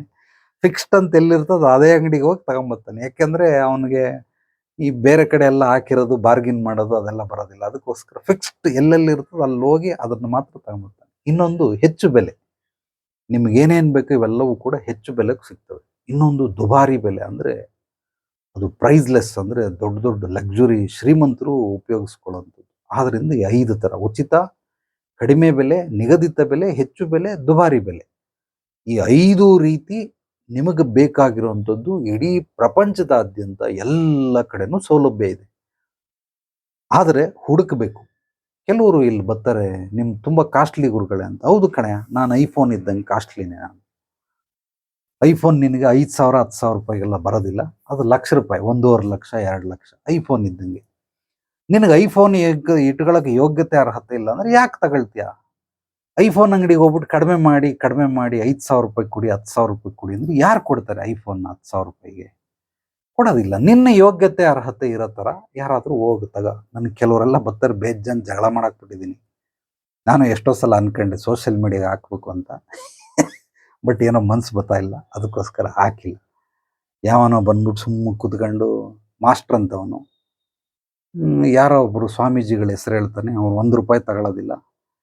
ನೀವೇನಕ್ಕೆ ಇಷ್ಟು ಚಾರ್ಜ್ ಮಾಡ್ತೀರಾ, ಯಾಕೆ ಹಂಗೆ ಹಿಂಗೆ ಅಂತ. ಏನು ಕೆಲಸ ಮಾಡ್ತೀಯ ನೀನು? ಸೊ ನಾನು ಟೀಚರಾಗಿ ಕೆಲಸ ಮಾಡಿದ್ದೀನಿ. ಏನು ಗೌರ್ಮೆಂಟಾ ಪ್ರೈವೇಟ್? ಗೌರ್ಮೆಂಟ್. ಎಷ್ಟು ಸಂಬಳ? ಒಂದು 60-70 ಸಾವಿರ ಬರ್ತದೆ. ನಾಳೆಯಿಂದ ಮುಂದಿನ ತಿಂಗಳಿಂದ ಈಸ್ಕೊಂಬೇಡ ಆ ಸಂಬಳನ. ಸಂಬಳ ಇಸ್ಕೊಂಬೇಡ. ಇಲ್ಲಿ ಪ್ರೈವೇಟ್ ಸ್ಕೂಲಲ್ಲಿ ಕೆಲಸ ಮಾಡ್ತಾರೆ, 10-15 ಸಾವಿರ ರೂಪಾಯಿಗೆ ಮಾಡ್ತಾರೆ. ಯಾಕೆ ಇಸ್ಕತ್ಯ? ಇಸ್ಕೊಂಬೇಡ ನೀನು. ಇಸ್ಕೊಳ್ದಿದ್ರೆ ಮನೆ ಹೆಂಗೆ ನಡೆಯೋದು? ಮತ್ತೆ ನನಗೆ ಹೆಂಗಲ್ಲಿ ಮನೆ ನಡೀತದೆ? ನೀನೊಬ್ಬ ಮನುಷ್ಯನಾಗಿ ನಾಡಲ್ಲಿದ್ದು, ಇಲ್ಲಿ ಇಬ್ಬರೇ ಇರೋದು ಚೆನ್ನಾಗಿ ತಿಳ್ಕಡಿ. ಕಾಡಲ್ಲಿರ್ತಾರೆ, ನಾಡಲ್ಲಿರ್ತಾರೆ. ನಾಡಲ್ಲಿರೋರು ದುಡ್ಡು ಬೇಕೇ ಬೇಕು, ಕಾಡಲ್ಲಿರೋರು ದುಡ್ಡು ಅವಶ್ಯಕತೆ ಇಲ್ಲ. ಕಾಡಲ್ಲಿ ನೀನ್ ಇಷ್ಟ ಬಂದಂಗೆ ಬದುಕ ಹೋಗು. ತಿಂದ್ರೆ ತಿನ್ನು, ಸತ್ರ ಸಾಯಿ. ನೀನ್ ಹೆಂಗ್ ಬೇಕಂಗೆ ಇಷ್ಟ ಬಂದಿದ್ದ ರೀತಿಲಿ ಕಾಡ್ಗೆ ಹೋದಿರ್ತಾರ ಬದುಕನ್ನು ನಡೆಸ್ಕೊಳ್ಬೇಕು. ಈಗ ಯಾರ್ದೋ ಸ್ವಾಮೀಜಿ ಹೇಳ್ತಾ ಇದೆಯಲ್ಲ, ಸ್ವಾಮೀಜಿ ಅಂತ ನೀನೇ ಹೇಳ್ತಾ, ಮದುವೆ ಆಗಿದ್ದೇನೆಯಾ ಸ್ವಾಮೀಜಿಗೆ? ಇಲ್ಲ. ಮಕ್ಕಳೈತೆನೆಯಾ? ಇಲ್ಲ. ನನಗೆ ಮದುವೆ ಆಗೈತೆ, ಮಕ್ಕಳೈತೆ, ನಾನು ಹಿಂಗೆ ಸಂಸಾರ ನಡೆಸೋದು. ನೀನು ಅವೆಲ್ಲ ಮಾಡಬೇಡ. ನೆಕ್ಸ್ಟ್ ಮಂತಿಂದ ನೀನು ಸಂಬಳ ಈಸ್ಕೊಂಬೇಡ. ಈಸ್ಕೊಂಡ್ರು ಕೂಡ ನಾನು ಕೊಟ್ಬಿಡು, ನಾನು ಅದನ್ನು ನೋಡ್ಕೊಳ್ತೀನಿ. ನಿನ್ಗೆ ಯಾಕೆ ಕೊಡಬೇಕು? ಹಂಗೆ ನೀನು ಒಂದು ಕೆಲಸ ಮಾಡ್ತಾ ಇದೀಯ, ನಾನು ಒಂದು ಕೆಲಸ ಮಾಡ್ತಾ ಇದ್ದೀನಿ. ನಿನಗೆ ಉಚಿತ ಬೇಕಾದ್ರೆ ಯಾವನ ಹತ್ರನಾದ್ರೂ ಹೋಗು, ಉಚಿತವಾಗಿ ಇರೋವಂಥ ಜಾಗ ಹುಡ್ಕೊಂಡು ಹೋಗು. ಫಿಕ್ಸ್ ಮಾಡಿರೋರ ಹತ್ರ ನೀನು ಉಚಿತ ಕೊಡು ಅಂತ ಕೇಳೋದಕ್ಕೆ ನಿನಗೆ ಯೋಗ್ಯತೆ, ಅರ್ಹತೆ ಇಲ್ಲ. ನಾನು ಆಲ್ರೆಡಿ ಹೇಳಿದ್ದೀನಿ. ಹುಡುಕು, ಎಲ್ಲಿ ಬೇಕಲ್ಲಿ ಸಿಗ್ತದೆ, ಉಚಿತವಾಗಿ ಸಿಕ್ಕೇ ಸಿಗ್ತದೆ. ನಾನು ಇದು ಮಾಡಿದ್ದೀನಿ. ಒಂದು ಸಲ ಪೂರ್ತಿ ಭಾರತವನ್ನು ಉಚಿತವಾಗಿ ₹1 ದುಡ್ಡು ತಗೊಂಡೋಗಿಲ್ಲ, ₹1 ದುಡ್ಡು ತಂದಿಲ್ಲ. 13 ತಿಂಗಳು ಒಂದು ರೌಂಡ್ ಪೂರ್ತಿ ಭಾರತವನ್ನು ಸುತ್ತಾಕೊಂಡ್ಬಂದ್ಬಿಟ್ಟಿದ್ದೀನಿ. ಹೆಂಗೆ? ಯಾರು ಹಣ ಡ್ರಾಪ್ ಕೊಡು ಅಂತ ಕೇಳೋದು? ಬಸ್ಸು, ಲಾರಿ, ಕಾರು, ಗಾಡಿ, ಸೈಕಲ್ಲು, ಎತ್ತನ್ ಗಾಡಿ, ಜಟ್ಕಾ ಗಾಡಿ, ಎಲ್ಲದಕ್ಕೂ ಕೇಳಿದ್ದೀನಿ. ಅಷ್ಟು ದೂರ ಬಿಡ್ತಾರೆ, ಎಷ್ಟೋ ಒಂದಷ್ಟು ದೂರ ಬಿಡ್ತಾರೆ. ಎಲ್ಲ ತಿನ್ನೋದು, ಎಲ್ಲ ಮಲ್ಕೊಳ್ಳೋದು, ಯಾರಿಗೋ ಕೊಡೋದು. ಹೊಟ್ಟೆ ಹಸಿದ್ರೆ ಹೋಗಿ ಕೇಳ್ತಾ ಇದೆ ಹೋಟ್ಲಿಗೆ ಹೋಗಿ, ಊಟ ಕೊಡಿ, ದುಡ್ಡಿಲ್ಲ ಅಂತ. ಸೊ ಉಚಿತವಾಗಿ 13 ತಿಂಗಳು ₹1 ಖರ್ಚಿಲ್ದೇನೆ ಭಾರತವನ್ನು ಸುತ್ತಾಕೊಂಡ್ ಬಂದಿದ್ದೀನಿ. ಸೊ ಹಂಗೆ ಸುತ್ತಾಕಿ ಎಕ್ಸ್ಪೀರಿಯನ್ಸ್ ಆಗಿದೆ, ಅದಕ್ಕೋಸ್ಕರ ಹೇಳ್ತಾ ಇದ್ದೀನಿ. ಲಕ್ಸುರಿ ಹೋಟ್ಲಲ್ಲಿ ನಾನು ಹೋಗಿ ಸ್ಟೇ ಆಗ್ಬಿಟ್ಟು ಬಂದಿದ್ದೀನಿ. ನನ್ನ ಜೀವಿತಾವಧಿಯಲ್ಲಿ ಒಂದು ದಿವಸಕ್ಕೆ ₹68,000 ಖರ್ಚು ಮಾಡಿದ್ದೀನಿ, ಪರ್ ಡೇ 24 hours. ಸೊ ಆ ರೀತಿನೂ ಮಾಡಿದ್ದೀನಿ. ಫುಟ್ಪಾತಲ್ಲಿ ಕೂಡ ಮಲಗಿದ್ದೀನಿ. ಯಾವುದೋ ದೇವಸ್ಥಾನದ ಹತ್ರನೂ ಮಾಡಕ್ಕೆ ಬಿಡೋದಿಲ್ಲ, ಪೊಲೀಸ್ನವ್ರು ಬಂದು ಓಡಿಸ್ಬಿಡ್ತಾರೆ. ಸೀದಾ ಸ್ಮಶಾನಕ್ಕೆ ಹೋಗಿ ಮಲ್ಕೊಂಬಿಟ್ಟಿದ್ದೀನಿ, ಸ್ಮಶಾನದಲ್ಲಿ ಹೋಗಿ ಮಲಗಿದ್ದೀನಿ. ಸೊ ಹಂಗಾಗಿರೋದ್ರಿಂದ ಏನು ಬೇಕಾದ್ರೂ ಸಾಧ್ಯವಿದೆ. ಈಗ ನಾನು ಸಾಧ್ಯವಿದೆ ಅಂತ ಏನು ಕೇಳ್ತಾ ಇದ್ದೀನಿ ಅಂದರೆ, ನಾನು ಮಾಡಿದ್ದೀನಿ, ಪ್ರಾಕ್ಟಿಕಲ್ ಆಗಿ ಮಾಡಿರೋದ್ರಿಂದ, ದೇಶ ಸುತ್ತಿ ನೋಡು, ಕೋಶ ಓದಿ ನೋಡು, ಎರಡೂ ಮಾಡಿರೋದ್ರಿಂದ ನಿಮಗೆ ಹೇಳ್ತಾ ಇದ್ದೀನಿ. ಆ ಅಧಿಕಾರ ಇದೆ. ಎಲ್ಲದಕ್ಕಿಂತ ಹೆಚ್ಚಾಗಿ ನನಗೆ ಅನುಭವಗಳು ನಿಜವಾಗ್ಲೂ ಬಂದವ್ರ ಹತ್ರದಿಂದನೇ ಹೆಚ್ಚಾಗಿ ಸಿಕ್ಕಿರೋದು. ಓದಿದ್ದು, ಗುರುಗಳು ಹೇಳ್ಕೊಟ್ಟಿದ್ದು, ಸುತ್ತಿದ್ದು, ಈ ಎಲ್ಲ ಅನುಭವಕ್ಕಿಂತ ಇಲ್ಲಿ ಬರ್ತಾರಲ್ಲ ಮಹನೀಯರು, ಇವ್ರ ಅನುಭವ ಕೊಟ್ಟಂಥದ್ದು ಅಬ್ಬಾ ಎಂತೆಂಥ ಮೈಂಡ್ ಸೆಟ್ಗಳು ಇರ್ತಲ್ಲ ಅಂದರೆ, ನನಗನ್ಸಿದ್ದೇನು ಅಂದರೆ, ಭಾರತ ಅಂದರೆ ಮೈಗಳ್ರು ಅಂತ. ಈ ಬೆಳೆದವರವ್ರ ಬಗ್ಗೆ ನಾನು ಹೇಳ್ತಾ ಇಲ್ಲ, ಬೆಳಿದೇ ಇರೋರು, 6 ಕೇರಲ್ಲ 3 ಕಿಳಿಯಲ್ಲ, ಇವರೆಲ್ಲ ಏನಂದ್ರೆ ದೊಡ್ಡ ಮೈಗಳ್ರು. ಕಳ್ಳಂಗೊಂದು ಪಿಳ್ಳೆನವ, ಹಾಗಲಕಾಯಿ ಬೇವಿನಕಾಯಿ ಸಾಕ್ಷಿ. ಏನೋ ಒಂದು ನೆಪ ಹೇಳೋದು, ಹೆಂಗೋ ಮಾಡಿ ಮುಂದೂಡೋದು. ನಾಳೆ ಮಾಡ್ತೀನಿ. ಆ ನಾಳೆ ಮುಂದಿನ ಜನ್ಮನೂ ಆಗೋಯ್ತು, 10 ಜನ್ಮನೂ ಆಗೋಯ್ತು. ಜನ್ಮಕ್ಕೂ ಅವನಿಗೆ ಅದೇ ಒಂದೇ ಮಂತ್ರ ಗೊತ್ತಿರೋದು, ನಾಳೆ ಮಾಡ್ತೀನಿ, ಮುಂದಿನ ವಾರ ಮಾಡ್ಬಿಡ್ತೀನಿ, ಮುಂದಿನ ತಿಂಗಳು ಮಾಡ್ಬಿಡ್ತೀನಿ. ಏನೇ ಹಬ್ಬ ಬಂತು, ಹಬ್ಬದಿಂದ ಶುರು ಮಾಡ್ಬಿಡ್ತೀನಿ. ಜನವರಿ ಬಂತು, ಜನವರಿಯಿಂದ ಶುರು ಮಾಡ್ಬಿಡ್ತೀನಿ. ಅದು ಶುರು ಮಾಡೋಕ್ಕೆ ಏನೋ ಬೇಕದು. ಮುಂದೆ ಜನವರಿ 1ನೇ ತಾರೀಕಿನ ಶುರು ಮಾಡ್ತೀನಿ, ಶಿವರಾತ್ರಿಯಿಂದ ಶುರು ಮಾಡ್ತೀನಿ, ಯುಗಾದಿಯಿಂದ ಶುರು ಮಾಡ್ತೀನಿ. ಶುರು ಮಾಡಲ್ಲ. ನನ್ನ ಮಕ್ಕಳಿಗೆ ಏನೋ ಒಂದು ಕಾರಣ ಬೇಕು ಕುಡಿಯೋಕ್ಕೆ. ಯಾಕೆ ಕುಡಿತಾ ಇದೆಯಾ? ನನ್ನ ಹೆಂಡತಿ ಬೈದ್ಬಿಟ್ಲು, ಅದಕ್ಕೆ ಕುಡಿತಾ ಇದ್ದೀನಿ. ಯಾಕೆ ಕುಡಿತಾ ಇದೆಯಾ? ನನ್ನ ಮಗಳು ಬರ್ತಡೆ, ಅದಕ್ಕೆ ಕುಡಿತಾ ಇದ್ದೀನಿ. ಅಂದರೆ ಕುಡಿಯೋಕೆ ಒಂದು ಕಾರಣ ಬೇಕು, ಅದಕ್ಕೋಸ್ಕರ ಹೇಳ್ತಾನೆ. ಯಾಕೆ ಕುಡಿತಾ ಇದೆಯಾ? ನಮ್ಮ ಪ್ರಮೋಷನ್ ಆಗೋಯ್ತು, ಅದಕ್ಕೆ ಕುಡಿತಾ ಇದ್ದೀನಿ. ಯಾಕೆ ಕುಡಿತಾ ಇದೆಯಾ? ಕೆಲಸ ಹೋಗ್ಬಿಡ್ತು, ಅದಕ್ಕೆ ಕುಡಿತಾ ಇದ್ದೀನಿ. ಅಂದರೆ ಕುಡಿಯೋಕೆ ಒಂದು ಕಾರಣ ಬೇಕು, ಅದಕ್ಕೋಸ್ಕರ ಏನೋ ಒಂದು ಕಾರಣ ಹೇಳ್ತಾನೆ. ಅದೇ ರೀತಿ ಇಲ್ಲೂ ಅಷ್ಟೇ, ಏನೋ ಒಂದು ನೆಪ ಹೇಳೋದಕ್ಕೆ ಯಾವಾಗಲಿಂದ ಶುರು ಮಾಡ್ತೇಪ್ಪ ಅಂದರೆ, ಹಬ್ಬದಿಂದ ಶುರು ಮಾಡ್ತೀನಿ, ಯುಗಾದಿ ಹಬ್ಬದಿಂದ ಶುರು ಮಾಡ್ತೀನಿ. ಹಿಂಗೆ ಮಾಡಿ ಜೀವಿತಾವಧಿಯೆಲ್ಲ ಅವ್ನು ಶುರು ಮಾಡೋದಿಲ್ಲ, ಸಾಧ್ಯವಾಗೋದಿಲ್ಲ. ಒಂದು ಸಲ ಮುಂದೂಡ್ದ ಅಂದ್ರೆ ಅದು ಹೋಗ್ತಾನೆ ಇರ್ತದೆ. ಮನುಷ್ಯ ಇಲ್ಲಿ ಅದ್ಭುತವಾಗಿ ಈ ವಿದ್ಯೆಗಳನ್ನು ಕಲ್ತ್ಬಿಟ್ಟು, ಅವನು ಬೇರೆ ವಿದ್ಯೆ ಗೊತ್ತಿಲ್ಲ, ಅಭಿವೃದ್ಧಿ ಸಮೃದ್ಧಿ ಆಗುವಂಥ ವಿದ್ಯೆಗಳು ಗೊತ್ತಿಲ್ಲ, ಮುಂದೂಡುವಂಥ ನೆಪ. ಎಲ್ಲ ಒಬ್ಬನಿಗೆ ಈ ಹಾಸನದಿಂದ ತರಕಾರಿ ಮಾಡ್ತಾನೆ ವ್ಯಾಪಾರ. ಗಂಡ ಹೆಂಡತಿ ಇಬ್ರು ಬೇಜಾನ್ ಜಗಳ, ಇಬ್ರು ಮಕ್ಕಳು ಬಡದಾಟ, ಪೊಲೀಸ್ ಸ್ಟೇಷನ್ವರೆಗೂ ಹೋಗಿ ಡಿವೋರ್ಸ್ವರೆಗೂ ಆಗಿ ಮತ್ತೆ ವಾಪಸ್ ಬಂದ್ಬಿಟ್ಟವ್ರೆ. ಇನ್ಮೇಲೆ ಹಂಗೆ ಮಾಡಲ್ಲ, ಹಂಗೆ ಹಿಂಗೆ ಅಂತೇಳಿ ಕರ್ಕೊಂಬಂದು ಅವ್ನು ಕುಂದ್ಕೊಂಡು ಕೇಳಿಸಿದ್ರೆ, ತರಕಾರಿ ವ್ಯಾಪಾರ ಮಾಡ್ತಾನೆ. ಏನಯ್ಯ ಮಾಡ್ತೀಯ? ನೀವು ಹಳೇದೆಲ್ಲ ಬಿಟ್ಬಿಡಿ ಗುರುಗಳೇ, ನಾನು ಏನು ಮಾಡ್ಬೇಕು ಹೇಳಿ? ಸರಿ, ಇಂಥದ್ದು ಮಾಡ್ಕೊಂಬ. ಇವತ್ತವರೆಗೂ ಮಾಡ್ಕೊಂಬಂದಿಲ್ಲ. 3 ತಿಂಗಳಾಯ್ತು ಬಂದು, 3 ತಿಂಗಳಿಂದ ಇವತ್ತವರೆಗೂ ಮಾಡ್ಕೊಂಬಂದಿಲ್ಲ, ಮಾಡೋದು ಇಲ್ಲ ಅವನು. ಯಾಕೆ ಅಂದರೆ, ಇವ್ರಿಗೆ ಹಳೇದನ್ನು ಬಿಟ್ಬಿಡ್ಬೇಕಂತೆ. ಏನು ಮಾಡ್ಬೇಕು ಮುಂದೆ ಹೇಳಿ? ಇಂಥದ್ದು ಮಾಡು ಅಂತ ಹೇಳಿದ್ರೆ ಅದನ್ನು ಮಾಡೋದಕ್ಕೆ ಸಾಧ್ಯವಿಲ್ಲ. ಹಂಗಂದ್ರೆ ಏನು ಅರ್ಥ ಅಂತಂದರೆ, ಇವ್ರಿಗೆ ಬೆಳೆಯುವಂಥ ಯಾವ ಲಕ್ಷಣಗಳು ಇಲ್ಲ. ಮನುಷ್ಯನಿಗೆ ಇಲ್ಲಿ ಬಂದು ಕುತ್ಕೊಳ್ತಾರಲ್ಲ, ಮಾತಾಡೋ ಶೈಲಿ, ಅವರ ಆಲೋಚನಾ ವಿಧಾನಗಳು, ಅವರ ದೃಷ್ಟಿಕೋನ ಹೇಗಿದೆ ಅಂತ ನೋಡ್ಬಿಡ್ತೀನಿ. ಇವನಿಗೆ ಯಾವುದು ಬೆಳೆಯೋ ಲಕ್ಷಣಗಳಿಲ್ಲ, ಇವನು ಬೆಳೆಯೋದಿಲ್ಲ, ಇವನು ಇದನ್ನು ನಾನು ಹೇಳಿದ್ದೇನು ಮಾಡೋದಿಲ್ಲ. ಸೊ ಒಂದು ಕೆಲಸ, ಕಾರ್ಯ, ಸೊ ಕೃತ್ಯ, ಕರ್ಮಗಳು, ಸೊ ಇದೆಲ್ಲವನ್ನು ಮನುಷ್ಯ ಮಾಡಲಿಲ್ಲ ಅಂದರೆ ಖಂಡಿತವಾಗಲೂ ಅವನು ಬೆಳೆಯೋದಕ್ಕೆ ಸಾಧ್ಯವಿಲ್ಲ. ಹಂಗಾಗಿರೋದ್ರಿಂದ ಕೆಲಸಗಳು ಮಾಡಬೇಕಂದ್ರೆ ಏನಾದರೂ ಸಮಸ್ಯೆಗಳಿದ್ರೆ ಬಗೆಹರಿಸ್ಕೊಳ್ಳೋದಕ್ಕೆ ಹಲವಾರು ವಿಧಾನಗಳಿದ್ದಾವೆ. 1, 2 ಅಲ್ಲ, 108 ಪರಿಹಾರಗಳಿದ್ದಾವೆ. ಆ ಪರಿಹಾರಗಳನ್ನು ಮಾಡಿದ್ರೆ ಮಾತ್ರ ಸಿಗ್ತದೆ ಹೊರತು ಖಂಡಿತವಾಗ್ಲೂ ಕೆಲವ್ರಿಗೆ ಮಾಡೋದಿಲ್ಲ. ಅದಕ್ಕೋಸ್ಕರ ಮಾತಾಡ್ತಿದ್ದಂಗೆ ಹೇಳ್ಬಿಡ್ತೀನಿ, ಇದು ಬೆಳೆಯೋ ಲಕ್ಷಣ ಅಲ್ಲ, ಇದು ಉಳಿಯೋ ಲಕ್ಷಣನೂ ಅಲ್ಲ, ಇದು ಅಳಿಯೋ ಲಕ್ಷಣಗಳು. ಸಾಕಷ್ಟು ಜನ ಬರ್ತಾರೆ, ಇಲ್ಲಿ ಕುತ್ಕೊಳ್ತಾರೆ, ಎಲ್ರಿಗೂ ಸಮಸ್ಯೆ ಬಗೆಹರಿಸ್ಕೊಳ್ಳೋಕೆ ಇಷ್ಟ, ಬಟ್ ಯಾವುದೇ ರೀತಿ ಕ್ರಿಯೆಗಳನ್ನು ಮಾಡೋದಿಲ್ಲ, ಕರ್ಮಗಳನ್ನು ಮಾಡೋದಿಲ್ಲ. ಸೊ ಸಮಸ್ಯೆಗೆ ಬಗೆಹರಿಸ್ಬೇಕಂದ್ರೆ ಏನೋ ಒಂದು ಕ್ರಿಯೆ ಮಾಡ್ಬೇಕು. ಗಾಡಿ ಕೆಟ್ಟೋಗ್ಬಿಟ್ಟಿದೆ, ಮೆಕ್ಯಾನಿಕ್ ಹತ್ರ ತಗೊಂಡೋದೆ, ಅವನು ಏನೂ ಮಾಡ್ದಿರ ಗಾಡಿ ಸ್ಟಾರ್ಟ್ ಆಗಲ್ವಲ್ಲ. ಪ್ಲಗ್ ಬಿಚ್ ನೋಡ್ತಾನೆ, ವೈರಿಂಗ್ ಟೆಸ್ಟ್ ಮಾಡ್ತಾನೆ, ಕಿಕ್ ಹೊಡಿತಾನೆ, ಬೋರಲ್ಲಿ ಏನೋ ಇರ್ತದೆ, ಪೆಟ್ರೋಲ್ ಇರ್ತದ ನೋಡ್ತಾನೆ, ಸೈಲೆನ್ಸರ್ ಕ್ಲೀನ್ ಮಾಡ್ತಾನೆ, ಏನೋ ಮಾಡಿ ಅದು ಏನಾಗಿದೆ ಅಂತ ಐಡೆಂಟಿಫೈ ಮಾಡಿ ಕರೆದು ಅದನ್ನು ರಿಪೇರಿ ಮಾಡಿ ಆ ಪಾರ್ಟ್ ಗೇಟ್ ಹೋಗಿದ್ರೆ ಹಾಕ್ಬಿಟ್ಟು ಒಂದ್ಸಲ ಸ್ಟಾರ್ಟ್ ಮಾಡಿ ಒಂದು ರೌಂಡ್ ಓಡಿಸ್ಬಂದು ಹಣ ರೆಡಿ ಆಗಿದೆ ಬಾಣ್ಣ ಅಂತ ಕರೀತಾನೆ. ಇದೇನು ಮಾಡ್ದ ಅವನು? ಕರ್ಮ ಮಾಡ್ದ, ಕ್ರಿಯೆ ಮಾಡ್ದ, ಹುಡುಕಾಟ ಮಾಡ್ದ, ಗಾಡಿನ ರಿಪೇರಿ ಮಾಡ್ದ, ರಿಪೇರಿ ಮಾಡಿಕೊಟ್ಟ. ರಿಪೇರಿ ಏನೂ ಮಾಡ್ದೇನೆ ಹೇಗೆ ರಿಪೇರಿ ಆಗ್ಬಿಡ್ತದೆ? ನೀನು ಗಾಡಿ ಬಿಟ್ಟು ಹೋಗ್ಬಿಡು, ನಾನು ನೋಡ್ತೀನಿ ಅಂದ್ಬಿಟ್ಟು ಕುತ್ಕೊಂಡು 1 ಅವರ್ ನಿದ್ದೆ ಮಾಡ್ಬಿಟ್ಟು ಏನಪ್ಪ ಆಯ್ತಾ? ಇಲ್ಲ, ಆಗಲಿಲ್ಲ, ಅದು ಏನಾಗಿದೆ ಗೊತ್ತಾಗ್ತಾನೆ ಇಲ್ಲ. ಸೊ ಏನೂ ಮಾಡ್ದೇನೆ ಗಾಡಿ ಹೆಂಗೆ ರಿಪೇರಿ ಆಗುತ್ತೆ? ಯಾರೋ ಬಟ್ಟೆ ತಂದ್ಕೊಟ್ಟ, ಟೈಲರ್ ಹೊಲ್ತ್ಕೊಳಪ್ಪ ಅಂತ, ಅವ್ನು ಕಟ್ ಮಾಡ್ದೇನೆ, ಅಳತೆ ತಗೊಳ್ದೇನೆ, ಬಟ್ಟೆ ಹೊಲಿದೇನೆ ಹೆಂಗೆ ಬಟ್ಟೆ ರೆಡಿ ಆಗ್ಬಿಡ್ತದೆ? ಆಗಕ್ಕೆ ಸಾಧ್ಯವಿಲ್ಲ. ಮನೇಲಿ ಎಲ್ಲ ಐಟಮ್ ಇದೆ, ಉಪ್ಪಿಟ್ಟಿಗೆ ಬೇಕಾಗಿರೋ ತರಕಾರಿ, ಅವು ಇವು, ರವೆ ಗಿವೆ ಎಲ್ಲ ಇದೆ. ನೀನು ಒಲೆನೇ ಹಚ್ಚಲಿಲ್ಲ, ಏನೂ ಮಾಡಲಿಲ್ಲ ಅಂದ್ರೆ ಉಪ್ಪಿಟ್ಟು ಹೆಂಗೆ ರೆಡಿ ಆಗ್ಬಿಡ್ತದೆ? ಅದಷ್ಟು ಕದೆ ರೆಡಿ ಆಗ್ಬಿಡ್ತದ? ಆಗಲ್ಲ. ಅದೇ ರೀತಿ ಸಮಸ್ಯೆಗಳು ಇರ್ತವೆ ಮನುಷ್ಯನಿಗೆ. ಸಮಸ್ಯೆಗೆ ಪರಿಹಾರಗಳನ್ನು ಮಾಡಬೇಕು. ಅದು ನಿಮಗೆ ಗೊತ್ತಿಲ್ಲ, ನನಗೆ ಗೊತ್ತು ಚೆನ್ನಾಗಿ. ಏನು ಮಾಡಿದ್ರೆ ನಿಮಗೆ ಪರಿಹಾರ ಸಿಗುತ್ತೆ, ಇಂತಿಂಥದ್ದು ಮಾಡಿ. ಅವ್ರು ಮಾಡೋದಿಲ್ಲ, ಮಾಡಕ್ಕೆ ರೆಡಿ ಇಲ್ಲ. ಅವನು ಏನೋ ಹೇಳ್ತಾನೆ ಹಂಗೆ ಹಿಂಗೆ, ಅದು ಹೆಂಗೆ ಆಗ್ಬಿಡ್ತದೆ? ಸೊ ಮಾಡದೇನೆ ಹೆಂಗೆ ಪರಿಹಾರ ಆಗ್ಬಿಡ್ತದೆ? ಸರಿ, ನೀನು ಹೇಳಯ್ಯ, ಪರಿಹಾರ ಆಗಬೇಕು, ಹೆಂಗಾಗ್ಬೇಕು ಹೇಳು? ಸೊ ಏನೂ ಮಾಡ್ದೇನೆ ಪರಿಹಾರ ಅದಷ್ಟು ಕದೆ ಹೆಂಗಾಗ್ಬೇಕು ಹೇಳು ಅಂತ. ಅದು ನಮಗೆ ಗೊತ್ತಿಲ್ಲ, ಅದು ನಿಮಗೆ ಗೊತ್ತು. ನನಗೆ ಗೊತ್ತಿರೋದಕ್ಕೆ ಹೇಳ್ತಾ ಇದ್ದೀನಿ, ಮಾಡೋ. ಇಲ್ಲ, ಹಂಗೆಲ್ಲ ಮಾಡೋಕ್ಕಾಗಲ್ಲ. ಮತ್ತೆ ಹೆಂಗೆ ಮಾಡಬೇಕು? ಅದೇ ಓಂ ಚೂಮ್ ಬ್ರೀಮ್ ಅಂತ ಅಂದ್ಬಿಟ್ಟು ಅವ್ರಿಗೆ ಪರಿಹಾರಗಳು ಮಾಡಿಕೊಟ್ಬಿಡು. ಕಾಯಿಲೆ ಇದೆ, ದೊಡ್ಡ ಕ್ಯಾನ್ಸರ್ ಇದೆ, ನಾನೇನೋ ದಿವ್ಯ ದೃಷ್ಟಿಯಿಂದ ಒಂದ್ಸಲ ಹಿಂಗೆ ಅಂದ್ಬಿಟ್ಟೆ, ಕ್ಯಾನ್ಸರ್ ವಾಸಿ ಆಗೋಯ್ತು. ಈ ಥರ ಎಕ್ಸ್ಪೆಕ್ಟೇಷನ್ ಮಾಡ್ತಾರೆ. 1 ಕೋಟಿ ಸಾಲ ಇದೆ, ನಾನು ಏನೋ ಅವನಿಗೆ ರುದ್ರದಂಡದಿಂದ ತಲೆ ಮೇಲೆ ಇಟ್ಬಿಟ್ಟು ಆಶೀರ್ವಾದ ಮಾಡ್ಬಿಟ್ಟೆ, ಹಂಗಾಗಿ 1 ಕೋಟಿ ಸಾಲ ಎಲ್ಲ ಮನ್ನಾ ಆಗೋಯ್ತು. ಅಥವಾ 1 ಕೋಟಿ ಅವನಿಗೆ ರಾತ್ರಿ ಮನೆಗೆ ಬಾಗಿಲಿಗೆ ಬಂದು ಬಿದ್ದುಬಿಟ್ಟೈತೆ, ಬೆಳಿಗ್ಗೆ ಎದ್ದು ಬಾಕ್ಸ್ ಓಪನ್ ಮಾಡಿದ್ರೆ ಏನು ಕೋಟಿ ದುಡ್ಡು ಅದರಲ್ಲಿ. ಸೊ ಗುರುಗಳ ಆಶೀರ್ವಾದ ಮಾಡಿದ್ರು ಅದಕ್ಕೆ ಕೋಟಿ ಸಿಕ್ಬಿಡ್ತು ಅಂತ. ಈ ಥರ ಎಕ್ಸ್ಪೆಕ್ಟೇಷನ್ ಇಟ್ಕೊಂಡು ಬರ್ತಾರೆ. ಪಾಪ ಖಂಡಿತವಾಗ್ಲೂ ಆಗೋದಿಲ್ಲ. ಬಟ್ ಎಲ್ಲ ಸಮಸ್ಯೆಗಳಿಗೂ ಪರಿಹಾರ ಇದೆ. ಪರಿಹಾರಗಳನ್ನು ಮಾಡಿದ್ರೆ ಮಾತ್ರ ಪರಿಹಾರ ಹೊರತು ಮಾಡ್ದೇನೆ ಪರಿಹಾರ ಆಗೋದಿಲ್ಲ. ಎಲ್ಲದಕ್ಕೂ ಕೂಡ ಈ ಸಮಸ್ಯೆಗಳಿಗೆ ಬಗೆಹರಿಸ್ಬೇಕಾದ್ರೆ 5 ಮಾರ್ಗಗಳು, ಸೂಕ್ತವಾದ ಪರಿಹಾರ, ಮಾರ್ಗದರ್ಶನ, ವ್ಯಕ್ತಿಗಳು, ವಸ್ತುಗಳು, ಸಮಯ.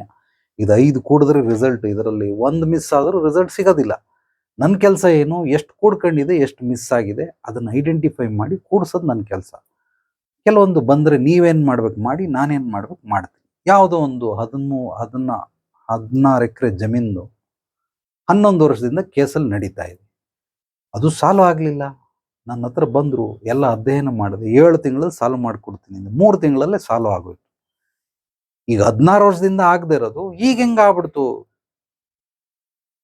ಸೊ ರಿಪೇರಿ ಮಾಡೋ ಅಂತ ವಿದ್ಯೆಗಳನ್ನು ಕಲ್ತ್ಕೊಂಡಿದ್ದೀನಿ. ಅದಕ್ಕೆ ಏನು ಮಿಸ್ ಆಗಿದೆ, ಅದನ್ನು ಏನು ಸೇರಿಸಿದ್ರೆ ರಿಪೇರಿ ಆಗುತ್ತೆ ಗೊತ್ತಿದೆ, ಸೇರಿಸ್ದೆ ರಿಪೇರಿ ಆಯಿತು.